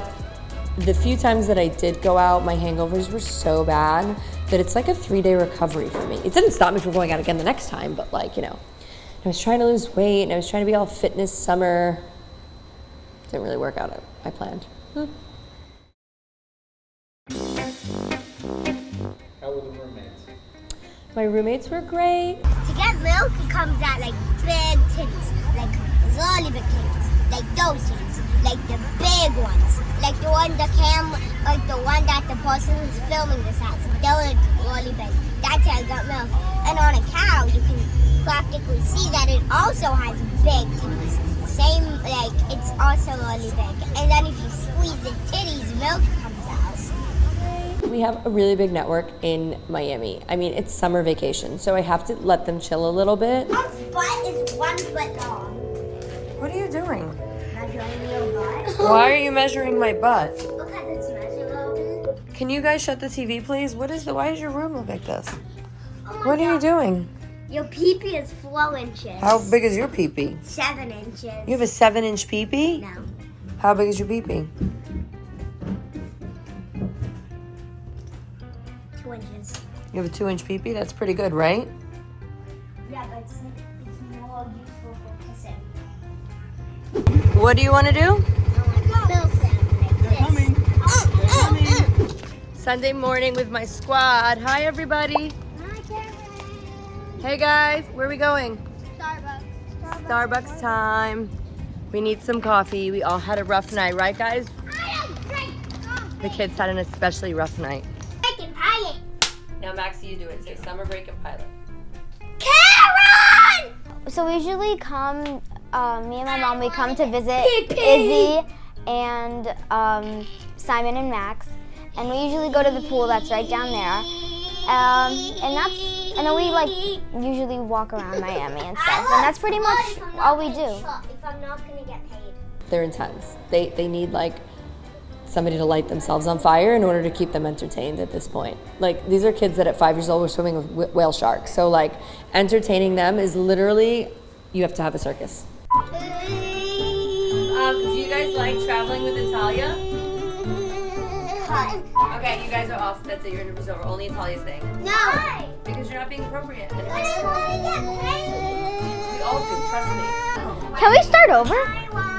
Maxie, can you tell us some sexy things about Miami? I pissed in a bottle. It was happy. No, but how about this? Can we actually do an interview? Okay. But can they make it funny? Yes. What do you want to talk about? But don't be annoying. Be funny, not What do you annoying. want to talk about? Give me something that you want to talk about that you think is funny, and I'll talk about it. Sexiness. Are you allowed to use that word? What happens if your dad finds out that you said that word? Make me in trouble. But he's gonna watch the show, so he won't kill Max. You won't kill Max, but will you be grounded? Max? What?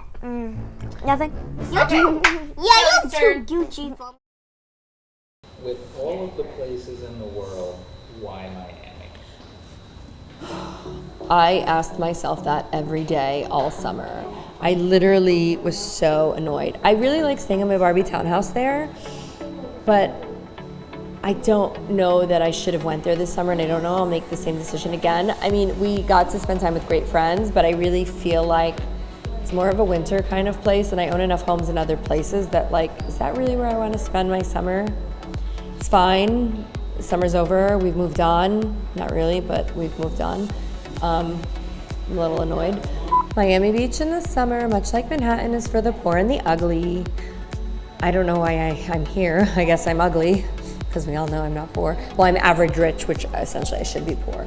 But it's quiet. It's really quiet, and a lot of the people that live here, they go other places for the summer. A lot of my friends that are here winter, they go to like wherever they've been for the summer, and so it's really quiet, and you have a lot of locals and people like me that randomly ended up here, like just the randos.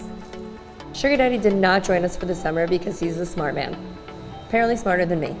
He does not want to be in the open air crematorium, which we call Florida. He is not interested in saving money on taxes. He needs to stay with the civilized people in New York, where people, they know how to use a fork and put a napkin on their lap. Florida swamps in the summer are not for the Sugar Daddy.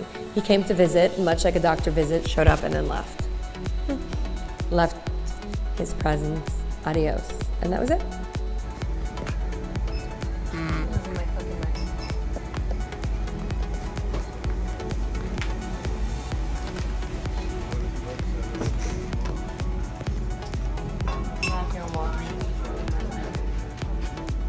moms do. Some martinis we buy toilet paper, and I'm getting like the Swifter wet jets. I'm getting the pet ones because I feel like my kids are just the dirtiest pets. They're laughing at me. And summer break continues. After all of that melting in Miami, I had to have my face put back together. Don't forget to tune in next week to see what an average rich day in my average rich life in Miami was like. See you then.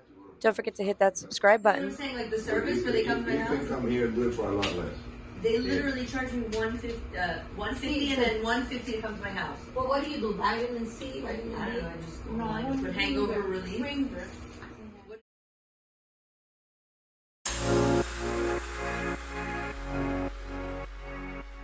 Okay, Brandon. What do we have here, Brandon? Because this is like getting extreme at this point. You ask me so many fucking questions. Don't you have it all? Don't you record me all fucking day? Yes. Your hair is over the microphone. Oh, let me put the mic on the other side. That's a good idea. Okay. Microphone on the outside. Oh, look at you. You're getting it down. No, I did it wrong. You got it? I got it now. Okay. Could you tell me what your days are like in Miami? Do I look exhausted? Do I look exhausted? That's what my fucking days are like. They're fucking exhausting.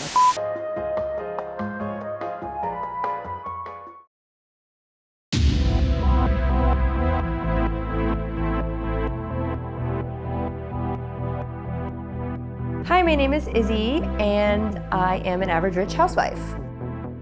An average rich housewife is a housewife, obviously, but we're average rich.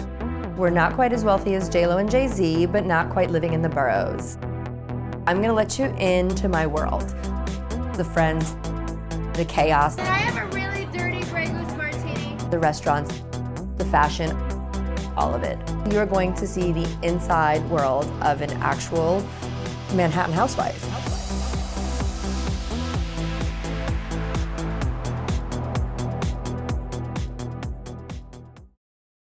I am here in summer break with 2 kids in Miami. It's 142 degrees outside.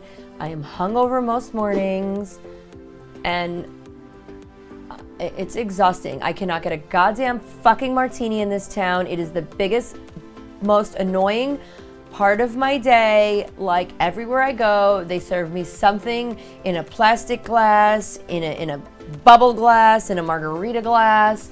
It's fucking pink, it's green. I just want a dirty martini at the end of my fucking day. What is so complicated? There is nothing else to do in this city but drink. If you can't get the drinks right, what are you getting right? So that is my summer break. That's how it's going, Brandon. Sorry. Oof. They're going so well that I'm hungover again. Let's be serious for a minute. My kids are going to camp. We have friends here. We're super busy. I have plans every single day. So it's a really busy summer. My roommates are super intense. Every morning it's like, what's the plan? They hate the plan. They do it anyway. Then they love the plan. Why parties so much? I don't really consider it partying. I consider it my martini mission. I'm kind of like a missionary looking for the perfect martini to share with the world. I'm actually doing a service for everyone. You're welcome. Why not? Because there's nothing else to do here. There's literally nothing else to do here but party.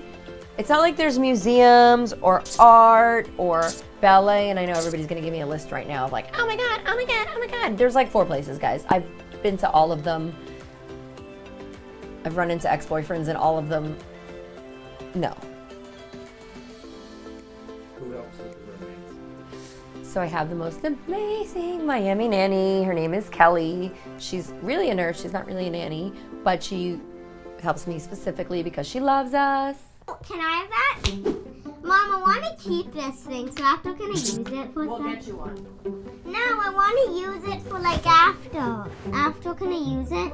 Well, no, we'll get you. Why not? Because it's Mr. Brandon's. Why not? Are So Brandon, can I have an astro? Answer them. Okay. Mom, I want one of them. Okay, if you do this with me, I'll go get you one. Max, do We'll go not to the cover store. Kelly's face. We want to see her face. We'll go to the store and get one. Is that good? Okay, good. I've been the boys' Miami nanny going for 3 years. A funny story about the boys. There's so many. Pretty tough to choose just one. Which one should we pick? Which one's a funny one? In the bottle. Remember when you told me downstairs? What were you You were telling me, Kelly, so when are you gonna become a nurse? And I was like, I'm graduated. And then out of nowhere you told me, you go, Kelly, I'm gonna become a millionaire. And I was like, really? How? He goes, because I'm very smart and I'm very good and you don't have to worry, babe, because I got you. And you don't have to worry about anything because I'm gonna become a millionaire very, very soon and you got me. And I was like, really? And you said yes. And I was like, okay, just let me know and we'll be off together. I am a nanny, and as was a nanny, I am a nurse. I officially just graduated from nursing school, and I passed my nursing boards just about 2 weeks ago. Would you consider this family average? No, it's not average. It's beyond. It's amazing. It's like it's one of the average- best families. It's the Average Rich Housewife family. Exactly. It's very true. Would you consider them average rich? Yeah. Yeah? Real. Max, answer that. Yeah. 0.11111% rich. We'll average in New York, but we'll average rich in Miami. So would you consider this family average? Yeah, I do. And beyond, but not average. I think they're, I don't know, how do I say it? When I come here, it's not like a job for me. It's more like family oriented. Hey everyone, it's your favorite housewife, Izzy. Hi, do you want to see my karate chop? Like, I don't think of the boys as like, yeah, it's just work. Like with the boys, is always, I know for sure, I'm always gonna have a different day. It's never the same with the boys.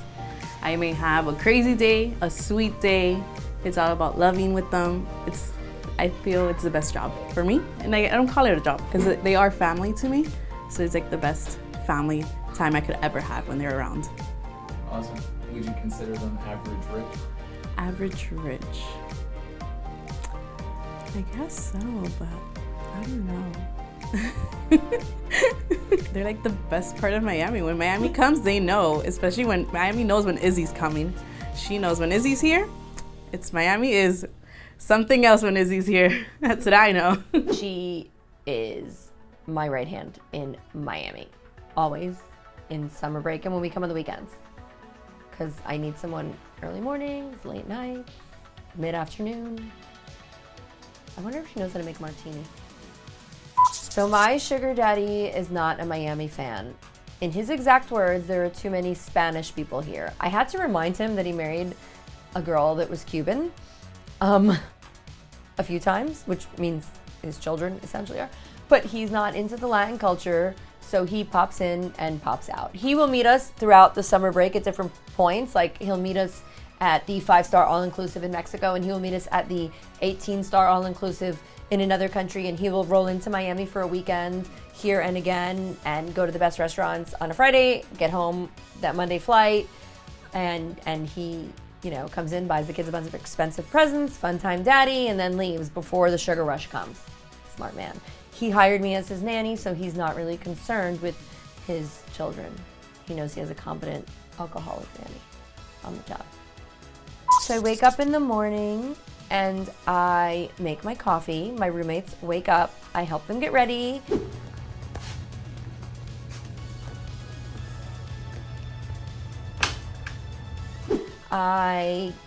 During the week they go to camp, so by 9 a.m. we're out the door. If I'm not hungover, after I drop them off, I go to the gym. Barry's Equinox, boxing, Sobe Kick, one of my favorites, I'll give you a plug, or Orange Theory. On the weekends, the boys like to come boxing with me, which I love, for us all to work out together. And then I do my stuff. I'll meet my girlfriends on the beach, or I'll go to for lunch, or I'll just putz around Miami Beach. And then I pick them up between 3 and 3:30, and then we do an afternoon activity. We either go for a picnic, or we see the sunset. In the area we live, there are beautiful sunsets, make dinner. 4 out of 7 nights I tried to be in bed by 9 because I am on this diet that I keep mentioning that you're not noticing, because the other 3 nights I have my right hand man Kelly helping me, and there's a lot of olives. I have a lot of olives for dinner. I love olives for dinner. But I can't get a decent martini in this town, so I just eat the fucking vodka-drenched olives. It's the morning before we leave for 1 month, 1 whole month. So I'm going to get a workout in because our flight isn't taking off till 2. And then we are going to get this squad ready to go. Wee wee baby, oh oh oh, wee wee baby, oh oh oh, wee wee baby, oh oh oh.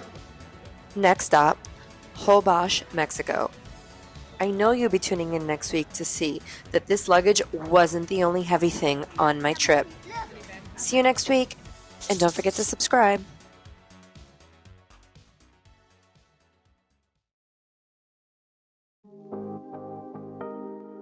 So I'm taking Simon on a 1-month adventure. Can I have a Sprite? He wants to start his adventure with a Sprite. What do you think? Let's do it. So we finally boarded the plane after an 1.5 hour delay. We are headed to Cancun for the first leg of our journey. Hey everybody. Hi. Where are we going? They're not coming with me. I'm dropping them off on the side of the road. Maxie. Hey guys.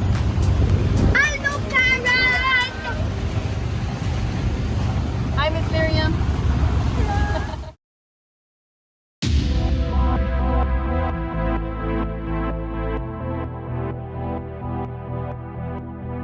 Hi, my name is Izzy, and I am an average rich housewife. An average rich housewife is a housewife, obviously, but we're average rich. We're not quite as wealthy as J-Lo and Jay-Z, but not quite living in the boroughs. I'm gonna let you into my world. The friends, the chaos, Can I have a really dirty Grey Goose martini? the restaurants, the fashion, all of it. You're going to see the inside world of an actual Manhattan housewife.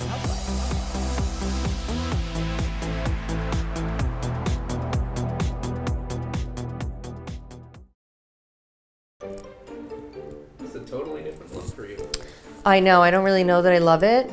I think it looks great, yeah. Really? Yeah. It's very dark. I just think it looks like serious. It does, yeah. It's a serious look. And I'm not a serious person. I went to Holbox with my roommates, my friend Vanessa, the weird white couple, Uncle Maurice and Auntie Jane, my friend Maya, and the kids were my roommates, Maya's roommates, and Vanessa's roommate, Atalia. Holbox was amazing and a disaster all at the same time. It was amazing because I haven't spent time with Maya in a long time, and it was really like the core people that I love more than anything. We were all together, we were drinking, it was fun. It was 103 degrees, the electricity kept going out, it was wonderful. Memories that will last a fucking lifetime. But, you know, it was good and bad. You have to take places like Holbox for the good and the bad. You can't just go there expecting like to have a luxurious vacation. You have to go there with the thought frame of roughing it a little bit. Not like rough riding, like Uncle Maurice might have done, but just roughing it and eating roughage. Maybe getting some salmonella and bacterial infection like I did. In Holbox, I partied a lot. I think I drank enough mezcal for the whole island. I was with my really good friends, and the roommates had tons of friends. There were 5 kids. It was the best time, but I definitely day drank into the night drank into the morning drank for many days straight. These are here. My people. Hola. Here we go again. Holbox part 12. Part 12.7. I think we stopped counting at this point. This is just Holbox. Uno, dos. A lot of drinking and not much food consumption. I was looking so skinny. It was amazing. It was the height of my Bad Bunny toxicity phase. I got this for free. I'm not free. But No, it's free. Cheap and free are two totally different things. The mob wife is showering. Vanessa, wait, come back here. Come back here. Vanessa. No, front and center. What are you wearing? Because like, we need to be on par. Because you're like a number 11, so if I can get to like a 7, so I don't get lost in your shuffle. So Vanessa, let's talk about what you'll be coming out in. Like, is it gonna be see-through, or is there like just an underwear? Like, what kind of, are there cutouts? Like, why are you boxing her? It's probably all of that. Right, you're right. It probably is, guys. I haven't decided what I'm is it floral and polka dots? Like, what neon color are we we're going gonna go bohemian chic.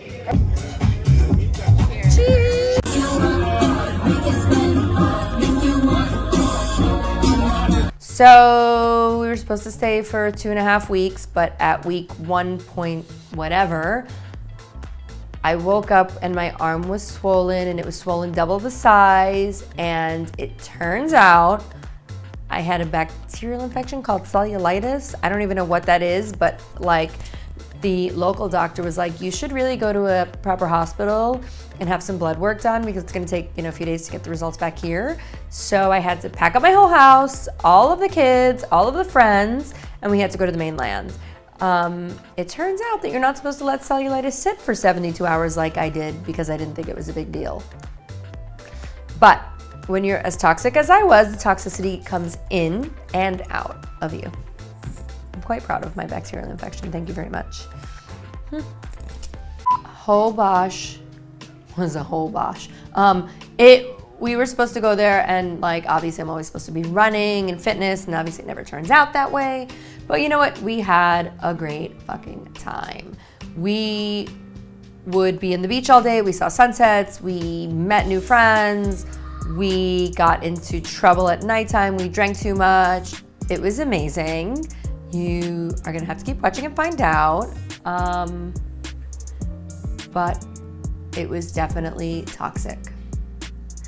It was toxic because I just didn't really care, and I just wanted to have fun. And I was in this like mode where I just told everybody about themselves, skinny, fat, or ugly. Everybody say hi. So we're staying in this up and coming neighborhood. And when I say up and coming, I mean our house was the only one that came up. Every other house near us was like the ghetto, but I wanted the kids to experience one with the people. And when you go that far into the island, you're the last people to get electricity when the power goes out. So there were moments where there was no electricity, no hot water. We did some pool showering. It was really a getting back to nature moment. But after 2 bottles of mezcal, you're already in nature, so. This is our home, and these are our neighbors. There's a bit of like, what do you call it, Jane, when like you have like gentrification? Because they're trying to make the neighborhood more gentle, so they let the rich people in. Like a dichotomy. So we're in like an up and coming neighborhood. We're in an up and coming neighborhood. We've already come up. This is the Brooklyn. This is the Park Slope of Hobosh.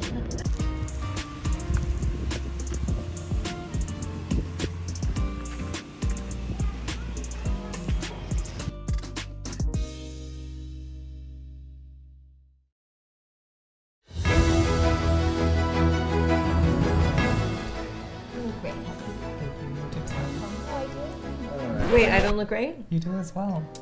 No, he doesn't look great. His shirt is fucking wrinkled. He looks like a disaster. He looks like a poor white cruise director. Oh my gosh. Well, are we not going to talk about Jane? Jane looks like she got a piece of fabric, like a piece of thread stuck in something. She looks like she lives in the Bronx. She looks like Janie from the Bronx. She looks like the white girl that just got her first apartment in the Heights. I'm going to take that as a compliment. Thank you. Who was the most toxic? She didn't even vote because she knew that it was her.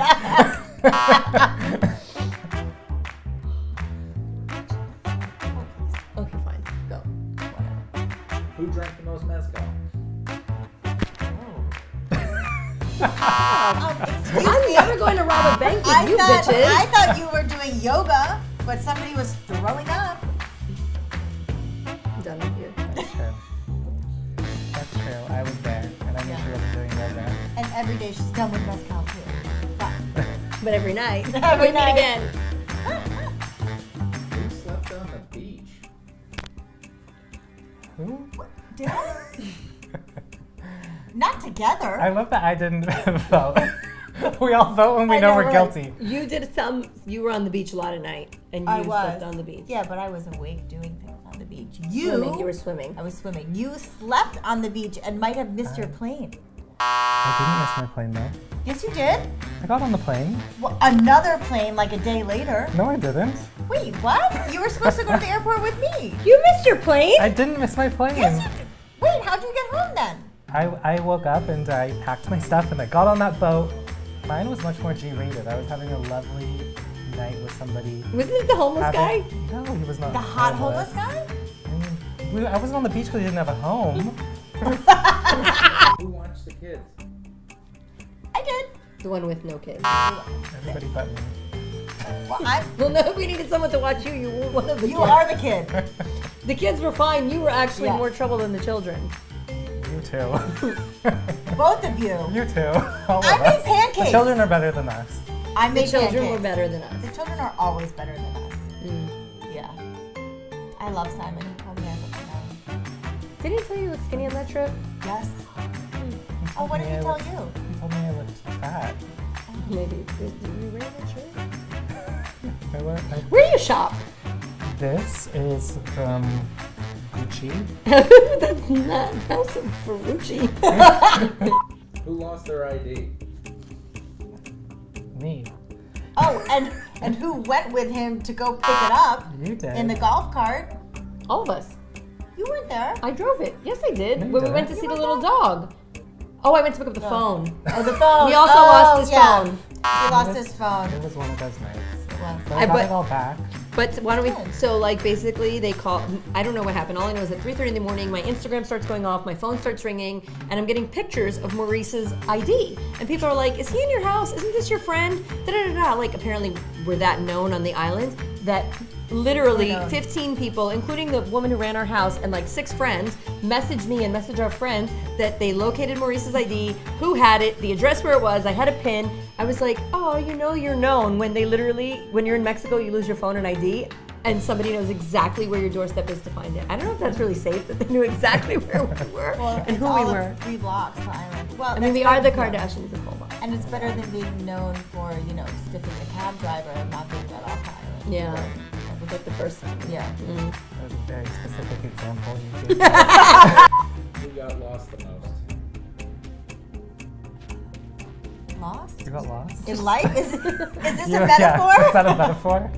Actually, all 3 of us. Yeah. Lost? Like, like, where are you? We can't find you because you're going to miss the plane. Where is Oh. she? She's getting cellulitis in a domino game. It was you that was the worst. Yeah. Oh, wow. I was going through something, okay? I was going through something. Clearly. I was. Are you still going through it? I've been going through it for a few years, but I feel like it closed out there. I needed to I don't know. It doesn't matter. All I know is it's okay. It was I like get the it. end of it was so toxic that it had to come out in a bodily infection. I get it. Rock bottom. You went through a lot of bottles of mezcal. We called this Izzy's bad boonie phase. I literally just drank mezcal and danced barefoot in knee-deep water. Who was left behind when you had to go to the airport? She left him behind. She left I me did. She behind. literally left him. She left me. I She did. didn't even call. She didn't even attempt to find It wasn't me. Vanessa this For trip. It all was we- you that it got was left you. behind. I was like home alone. Like nobody even knew I was missing. Maurice!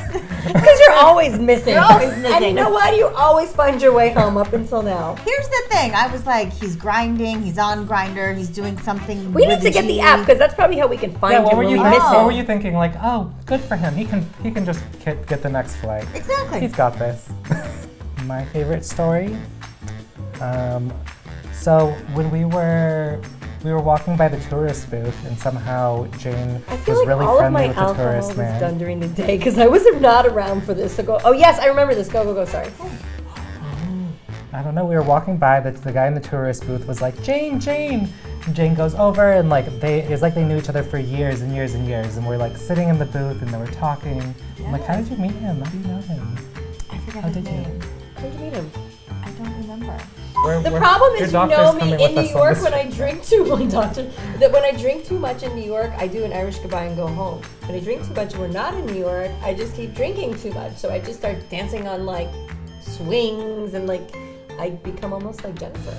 Like Tiffany. I just get like crazy. You do Irish goodbyes in Holbox because that's like home. I do Irish goodbyes. Have a drunk name? No, because I usually go home before the drunkenness comes out, and then I just play dominoes in the street and fall. When you guys are not around me, you don't get to see the chaos. And get cellulitis. You get cellulitis. I do it secret. I have a secret drunk name. Got it. I'm not telling you. It's like internal.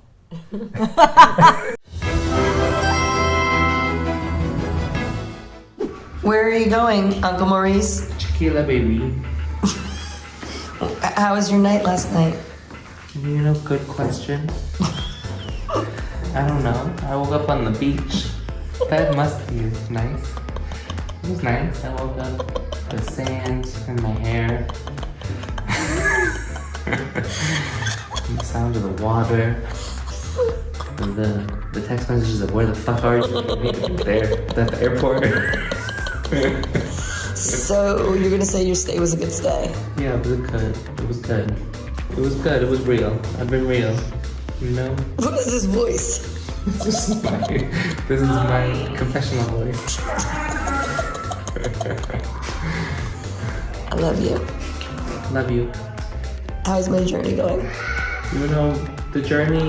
How's my journey going? Your journey? I can't speak for your journey. How's your journey going? My journey is the realest, 100%, you know? Good morning. Good morning. We're really hungover and we can't find McDonald's on this island, so we're leaving. We're literally leaving the island because we need McDonald's. So we packed up our whole fucking house, got a new house closer to McDonald's. We got a private ride coming to get us, and we need to go. We need to go. Yeah, we need a fucking Big Mac. We're done. French fries, chicken nuggets, so all of it.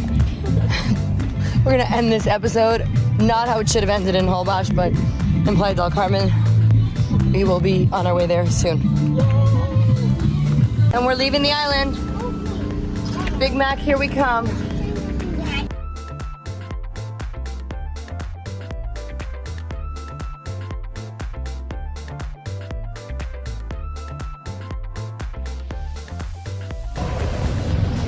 We landed in Guatemala. Mom, I'm just licking this pole. I'm a little tired. Hey everyone, it's your favorite housewife, Izzy. Don't forget to subscribe, and we'll see you next week.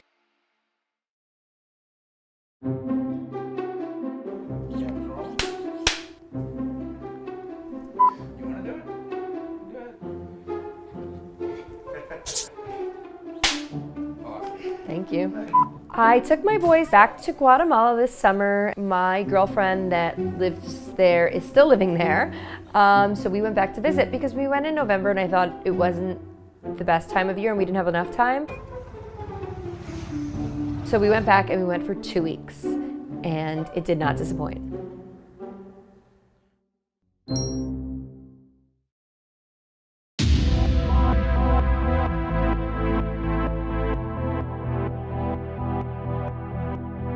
Hi, my name is Izzy, and I am an average rich housewife. An average rich housewife is a housewife, obviously, but we're average rich. We're not quite as wealthy as J-Lo and Jay-Z, but not quite living in the boroughs. I'm gonna let you into my world. The friends, the chaos. Can I have a really dirty Grey Goose martini? The restaurants, the fashion, all of it.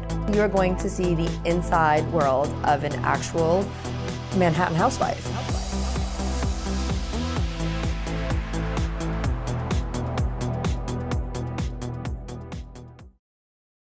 We arrived in Guatemala City, and after a long, strenuous hour-and-a-half flight from Cancun on Volaris, premier class, and when I say premier class, it means literally the size of this seat, but we survived. We made it, and we got there, and it's a 3-hour drive up a mountain, where on the way we had McDonald's, so upon arrival we all had a Guatemalan welcome in the bathroom. Everybody had food poisoning and I spent my first night on the floor. not like on the floor or the dance floor, like literally on the floor. We arrived and we got to our first Airbnb, and people need to read reviews. I read reviews, but I was shocked. So after like 10 hours of travel, I get to this Airbnb on the side of a mountain where I climbed up 400 steps to get there, and this woman greets me and starts giving me the rundown of this house that's about the size of like my living room. She's giving me the tour, and Maximilian tells her, I'm sorry, but this place is a shithole. After that, we stayed for 24 hours. Hey, Max. Max, can you come here for a second? Hang on 1 sec. Max, what do you think about this house here in Guatemala? I don't want to be a bitch, but it's shitty. What do you mean? This house is a shithole. What makes it a shithole? It's a shithole. Do you want to stay here? Absolutely not. So, Mommy has to find a new house. Oh, you better. Okay. The sheets were mismatching. There was pubic hair on the soap. She told me she had 1,500 reviews and not one of them was bad. I'm not sure who was reviewing, like people that lived in the projects, but they definitely were not my type of reviews. They were maybe people that were living in like, I don't know, those camps where they build the tents under the highway kind of stuff, but it was not up to my standards. And I'm not saying I need the 4 seasons, but 1 season would have been okay here. Needless to say, 24 hours later, we changed Airbnbs to the nicest one on the island. Quick enough for me to get some hot water. Not so hot, it was kind of warm, but it was clean and the sheets matched, so we made it. We survived. Highlights of the Guatemala trip. We got to visit my friend Laura, who I miss very much. I got to be sober for most of the trip. I got to dry out. We did a lot of like outdoor hiking. We did some ATVing. The boys did zip lining. It was really like a comeback to nature. Like in Holbox was super toxic, and this was like a drainage. Like I had my arm drained and I went to Guatemala to drain my soul. And it was really amazing. Like everybody in this area of Guatemala is like super hippie, and you know, you walk and you get off the ferry and there's drums beating and you're feeling very patchouli, and you literally are feeling very patchouli. Like people go there to do ayahuasca. So you're really connecting with nature in a way that's like, honestly, I think I had an allergic reaction from the patchouli. It's kind of fucking disgusting. But it was amazing. It was amazing. How did the roommates like Guatemala? The roommates loved Guatemala. Well, Simon is a nature boy, so he was in his element. Maximilian was decent as long as he had Wi-Fi. They actually did a lot of outdoor stuff and it was great. The lack of hot water, but they didn't really bathe much. I feel like they went showering in the pool. My parenting has always been questionable, but you know, bacteria is good for the soul. They did a lot of fun, like nature, kind of get back to nature. And you guys know I love that nature lifestyle. So between the patchouli and the nature, I was just in my element. I'm pretty sure cellulitis was in Holbox, and like, I don't know what I got in Guatemala, but it was like an internal, like I realized at that moment that I must love my children to have been there on the side of the mountain, with the side of the mountain people with their Rastafarian braids. I think I'm choking just talking about it. So there was a little bit of drama on this Guatemala trip. I met my friend Laura, who I love very much, but she is in the middle of switching phases in her life, and I was there for her. We might have gotten into a little argument over everything, but I think we worked it out. And Vanessa came to the second part of the trip, and my Vanessa is super glam, and my Laura is super hippie side of the mountain. So the combination was interesting to watch mesh, but everybody got along until I had a breakdown and had to go home. Like it was just too many personalities, it was too intense, too much energy. I feel like you have to like, I'm very easygoing, and this was just too many intense personalities for me. So there was a little bit of drama with that. It was Vanessa's birthday, so we did celebrate it. Overall, it was fine. Everybody could see, I'm sure, that I was stressed out. So we worked it out. I have 2 kids. I have friends that are not getting along. We're here on vacation. We're not here to this is not the Real Housewives of New York. This is the Average Rich Housewife. We're all getting along here. This is whatever it is, 2022, 2023, 2019 when I was young. Whatever it is, we're all here to get along. We're on a trip, be happy. And if you don't like it, go home and go to sleep and take a fucking nap. Don't fight. Because it's childish and it's juvenile and it ruins everybody's time. Your energy is ruining my vibe. Did not pass the vibe check. No, we're not doing this again. We're leaving the lake and our beautiful house and our puppy friends, and we're headed to our next stop.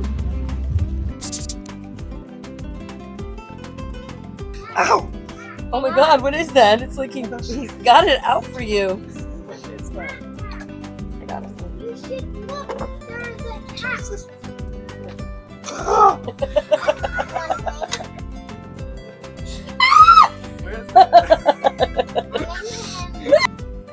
It's gone now. Say bye. Say bye, friend.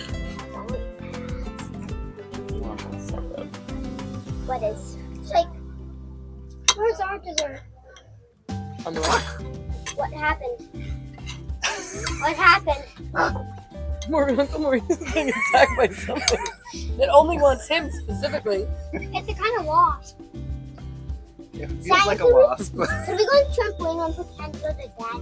I know these legs were too much for the world. Those hips are not lying right now. I loved Guatemala. Normally before I go on a trip, I do a lot of research and kind of know what I'm getting myself into. I kind of went to Guatemala completely blind, and I just loved it. I feel like everybody's so relaxed there. There's such a connection with nature. The architecture is just beautiful. I love everything about it.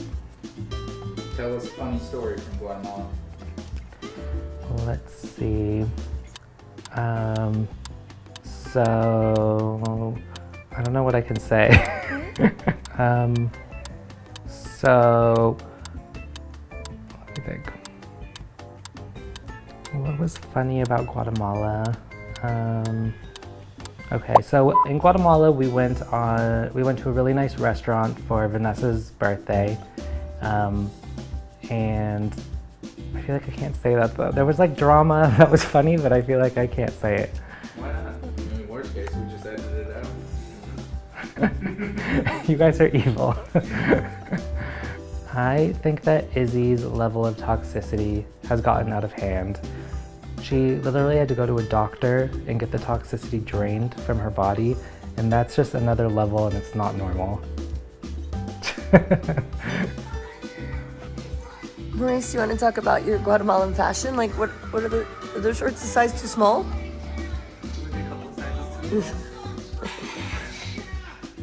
I mean, can we see the back? Let me see the back. I feel like those are the shorts you should wear under your shorts. You have legs like these, you have to show them off. Turn around. Okay, my love. We're leaving Guatemala City, heading to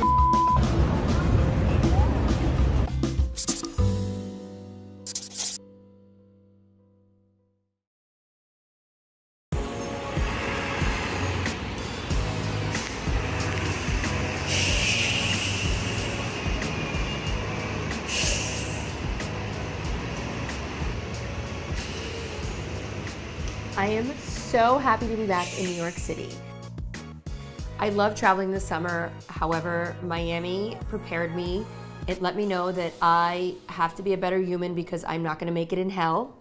And it is as hot as hell there. So I'm gonna start to do all of these good deeds because I'm not heading back there.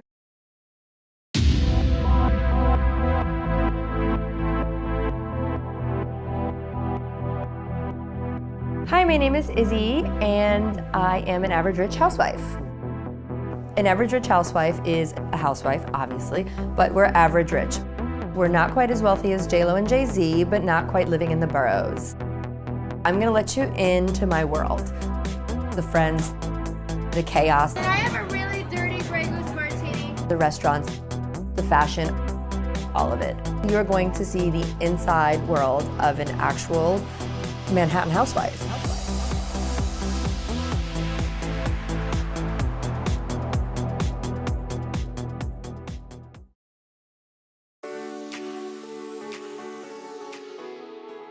I got back to New York City after my summer in Miami, Mexico, Guatemala, via.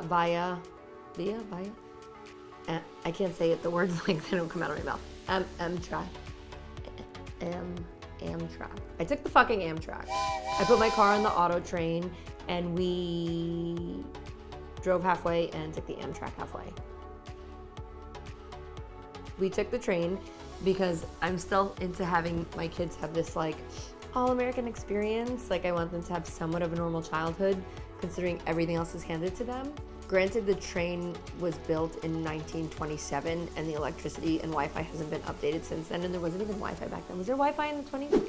I don't know, so old. And the train was old and it was fine. It was fine, we survived, but it was like camping on the rails. The transition from toxic summer to New York City housewife has been interesting.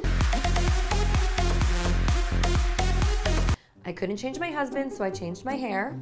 That's for starters. As you can see, I went dark like my soul. We are ready for, what do they call it? Horror Halloween? No. It's Skinny Girl Summer and Halloween Horror October.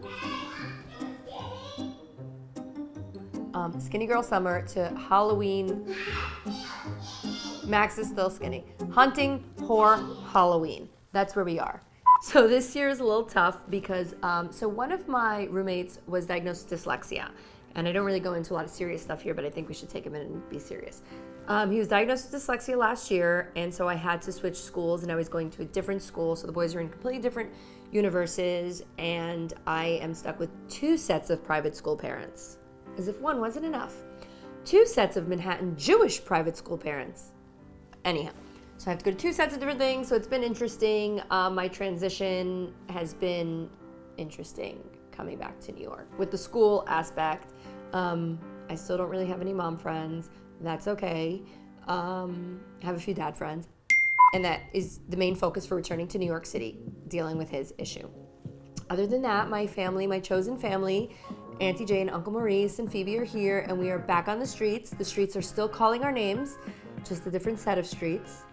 And I'm trying to keep my toxicity to a minimal. We got a new pet. We got a few new pets. We got 2 hamsters and a snake, and 1 hamster happened to die. What happened exactly was the hamster bit the sugar daddy upon arrival in my house, and he died 48 hours later. So I'm pretty sure the sugar daddy killed him with his toxic blood. However, I'm all for it because I didn't want this many pets anyway.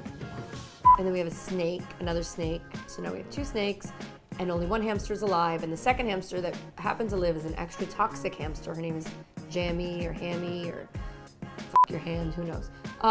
But she is super toxic and she like buries herself in her crate. So she's on brand for this house. Now that I'm back, the roommates are in school. I have put my podcast back on. I am back to doing Shabbat dinners at home, family dinners. And I got more of a routine going, which I wasn't able to get in the summer because I was kind of all over the place and trashed all the time. This is coffee, by the way. No vodka in it. And I can't believe I just used the word trash. That's so white trash of me. I was intoxicated all the time. I had a glow up. I changed my hair. I did a bunch of work because I needed some post-summer, like return to New York work. These bitches in New York do not play. If I want to be invited to like the it parties, which I haven't been invited to, but if I want to one day, I need to like, I had to glow it up. And that's where we are. We've been partying a lot, going out to dinner, a lot of roommate stuff, doing the whole mom thing. It's cute. So I'm going to pick up the average rich housewife from her eye circumcision because the sugar daddy does not believe in pickups for elective surgeries. little procedure. Just a little procedure. Just the little slingers. Do you mind being on my YouTube show? No.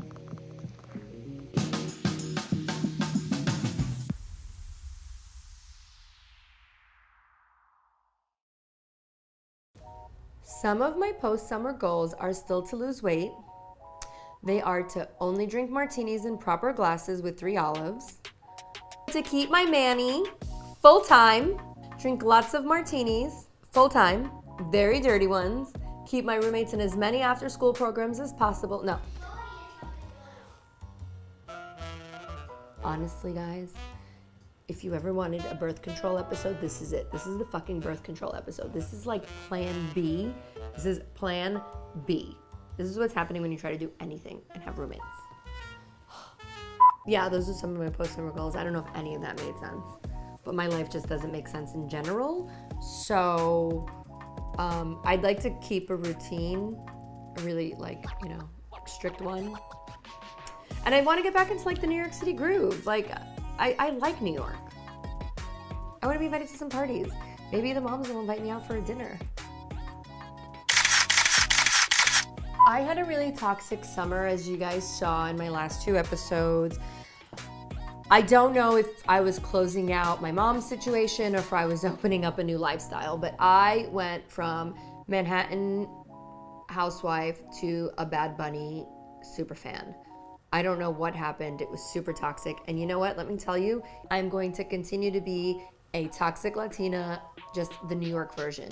Dark hair, maybe a little bit more covered up, but I'm going to continue to just be fun. I have no interest in like being one of these wet sock Manhattan housewives that drink tea and go to these like fundraisers. I don't need to go to a fundraiser. Let me write you a fucking check and don't invite me. So tell us where we are. We're in Little Italy at the Santero Feast. The feast? What is the feast? The feast is like this New York celebration that happens every year where everybody comes from the bridge and tunnel to visit New York City. So we're sitting next to these lovely guys from Westchester Tunnel who know people here. I told them I know people as well, American and Express. And I want something with white sauce. Cream sauce. You have me. You have me. I'm offended. Am I not white enough and creamy enough for you? I'm so happy Izzy is back. I am so happy Izzy is back. Am I glad Izzy's back? Oh God, I mean, no interventions. The summer was quiet. I felt good about myself. I wasn't told I look awful. No, I'm so glad she's back. I've missed her.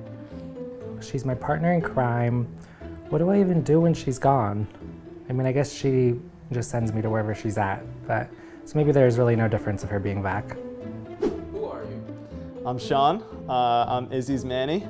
I've been working with her, Simon and Max, and the Sugar Daddy for probably around, we're closing in on a year. Oh, I'm so glad they're back. They're so much fun to be around. I mean, it's like a family. It's such a vibe. They're great. What's happened since Izzy's come back to New York? Let's see. No more trips to the emergency room so I can sleep soundly at night. Right. All I have to say. I really had to pee. I'm sorry.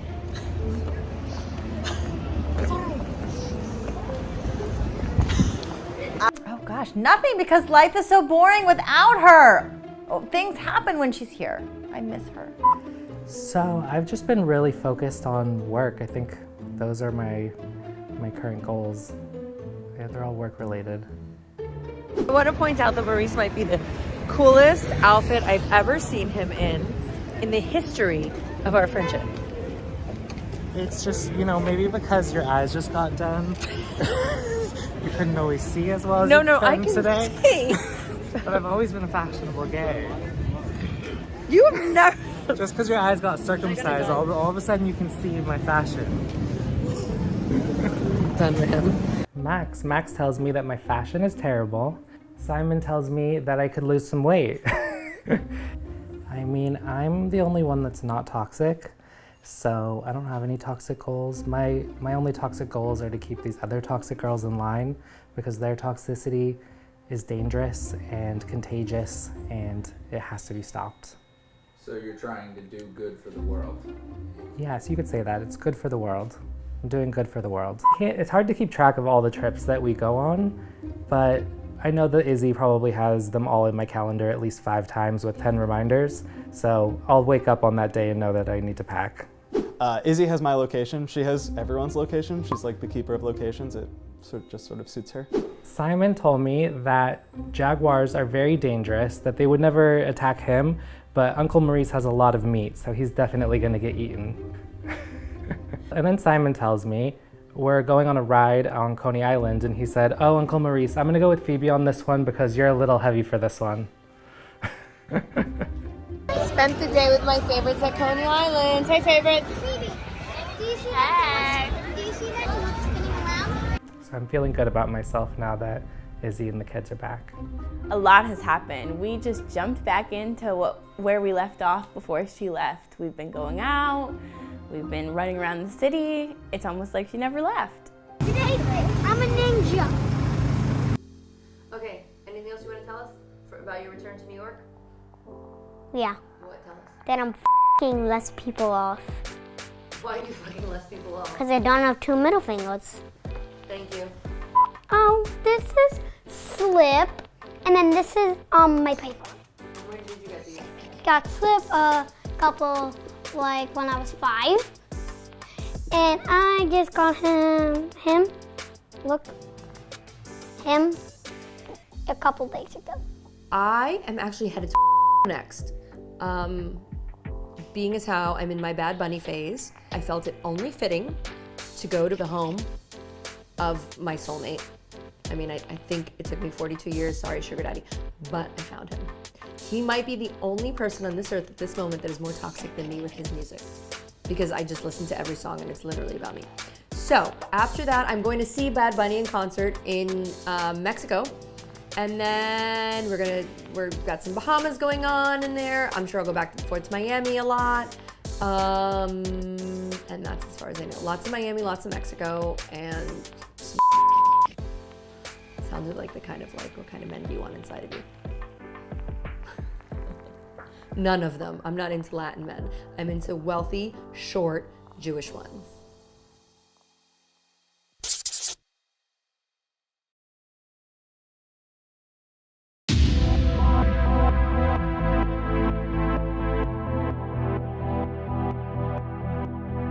Hi, my name is Izzy, and I am an average rich housewife. An average rich housewife is a housewife, obviously, but we're average rich. We're not quite as wealthy as J-Lo and Jay-Z, but not quite living in the boroughs. I'm gonna let you into my world. The friends, the chaos. Can I have a really dirty Grey Goose martini? The restaurants, the fashion, all of it. You are going to see the inside world of an actual Manhattan housewife.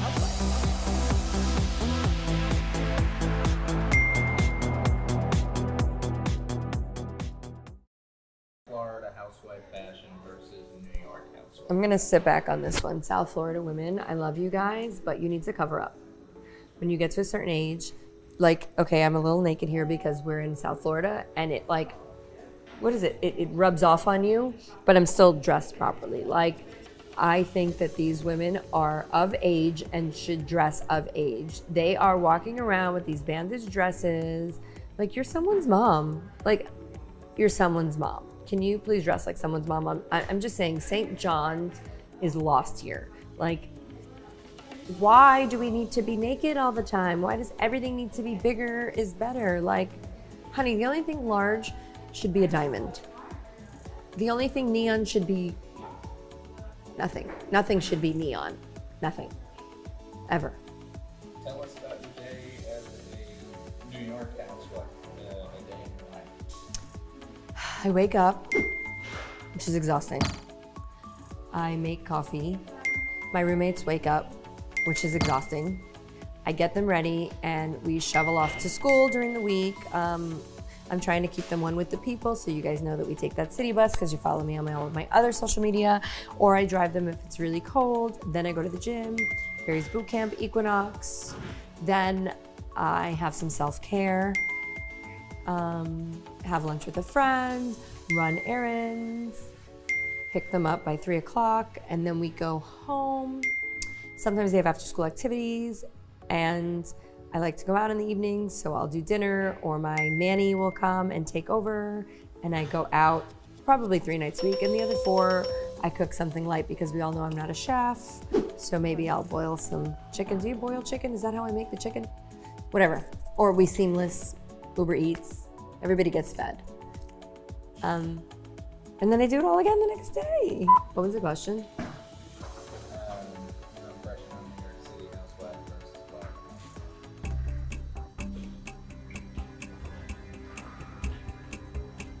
They're dumb? No, that's not nice. Kindness, we're going with kindness in 2023, sisterhood. The moms in New York are intense. These women were all attorneys and doctors and bankers. Nobody set out to be a housewife. Everybody had an aggressive, intense job. And you know, you marry someone whose job is so much more intense that it's like, oh yeah, your job as a doctor was great, but like, just might as well be a housewife. So you're dealing with hyper-educated, hyper-competitive women. Most of them are beautiful and they're sharp as knives. And here I am, the girl from Brooklyn. Yeah, it's intense. These women are intense. So how did you succeed? I mean, I'm pretty and I'm from Brooklyn, so I'm fucking clever. So even though they're smart, I'm clever. It's a whole different ballgame. And I'm prettier than them. Ask. Most, not all.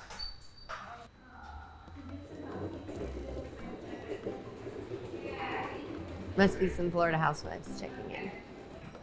Unprepared. Who doesn't have an external charger while traveling? Let us pray.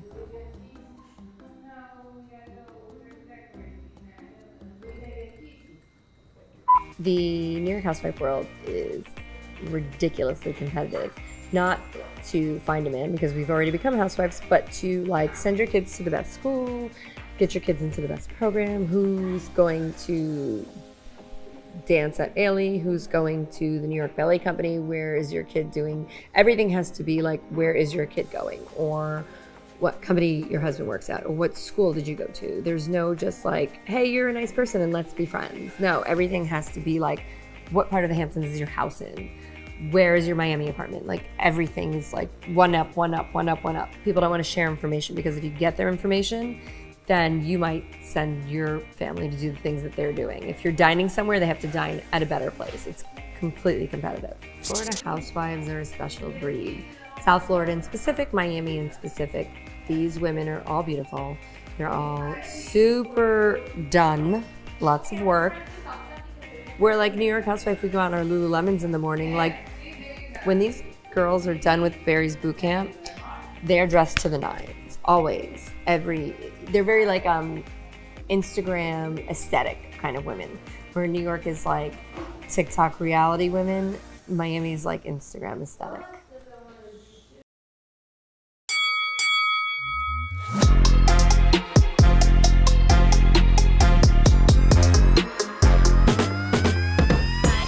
I don't know how you're a housewife here. Honestly, I couldn't find any friends. I feel like all of these women just like... It's very cliquey. It's cliquey. It's cliquey. Super cliquey. They all want to go to like the same beach club and yes. They all want to like be in the same Barry's boot camp class. Nobody has any individuality. None. But you know what? It's true. Like the clickiness is it's intense. Especially in Miami though. In Miami, it's particularly. Well, I know you were a housewife in Miami for a little while. Yes, I was. So you know this like. Yeah. I can't handle it. I don't blame you. I mean, do you want to be a New York housewife? Also no. Hard no? Also no. At least we know what fork to use. True. But who wants to be so stuffy? I can't. Me, I want to be so fucking stuffy. So be stuffy and I'll still love you. I don't judge. I want to stuff my bra, I want to stuff my pockets, I want to stuff everything. You have this fake smile down thing. You are a great fucking Florida housewife. You have the fake smile down like the bitches that used to hate me when I lived here. Literally, that was the smile that they used to give me when they weren't inviting me to things. Oh, not getting invited to things, yeah. They would not invite me to things. It's actually a manipulation tactic. It's a known fact. They do it. They do it. They do it. How could you not invite me to Oh my God, things? and God forbid you wear like something that might come off as nicer than them. Oh no. No, but what I found You'll is, never be like, invited to anything It was again. like a super sexy kind of look. Like these women are, well, I'm old for a mom, but so they're a little more your age. She's about a decade younger than me. No, she's not about, she is a decade younger than me. And they're always so fucking sexy. Like, you're a mother. Like, something came out of your vagina. Like, you need to cover a little bit up. What is with that? Well, I wear crop tops. Why? Why not? I don't know, because you're somebody's mom. Not somebody's mommy, but somebody's mom. Must be a Florida thing. I don't know. I'm going back to New York where we use the proper fork, Vanessa. It's been a great summer here with you. And I get it. I'm so glad. Florida life is just too Yeah, ratchet I'm for some people, and I'm like, we don't judge, you know? It is what it is. I judge everybody. And judge away. I don't even judge you for judging. What kind of people are these? They don't judge. Who doesn't fucking judge? You have to judge everybody. That's how you separate the me's from the not me. You need to be a little more judgmental. I'm working on it. Florida fucking wives, they're fake and not nice. Or they're too nice and fake. Which one are you? I'm probably too nice. I am, and I know I am. I know I have to work on it. You just need to be a little meaner. I know, but I'm not from New York. I don't know how. Let me show you. I don't like your ombre hair, okay? You need to have your roots done. It is not All right, a look. I will take it under consideration. We've talked about this. We've talked about it. Can't wait for Jane to see that hair. She's gonna hate it. She's particularly gonna hate it. I'm gonna tell her that you're doing that on purpose, that it's not because you forgot to have your roots done. Like, you specifically went to the hairdresser and said, this is what I want to look like. Nessie from the Bronx. It's for my hair's health, okay? You're friends with me, who's the queen of toxicity. There's nothing that we do that's healthy. Nothing. Like, I drink alcohol all day. I go to the gym. I have toxic behavior like nobody's business. I am. Oh my God, do the very housewives in Florida wear Shein? You know what? Yes, some of them do. They down me in New York for Shein. Oh no. Yes, I get Let's dogged. talk about that. I get dogged on TikTok for Okay, Shein. but tell me what they say. They just say like, oh my God, like the young children are making that in China. You know New York women, they always have to like be about something and like save the world. They're very like democratic or whatever the fuck they are. However, like, you're wearing that? Oh my God. Like, it's almost like literally looking down on you. That's the kind of stuff I don't like. And we do have that vibe here too. We do. There are people that will shame you for just about anything, but it's usually the ones that are living very unhappily. Well, isn't every married couple living unhappily? Isn't that like Well, married? particularly unhappy. Well, I'm leaving Florida and thank you for having me, my love. Cheers. It's always a good time.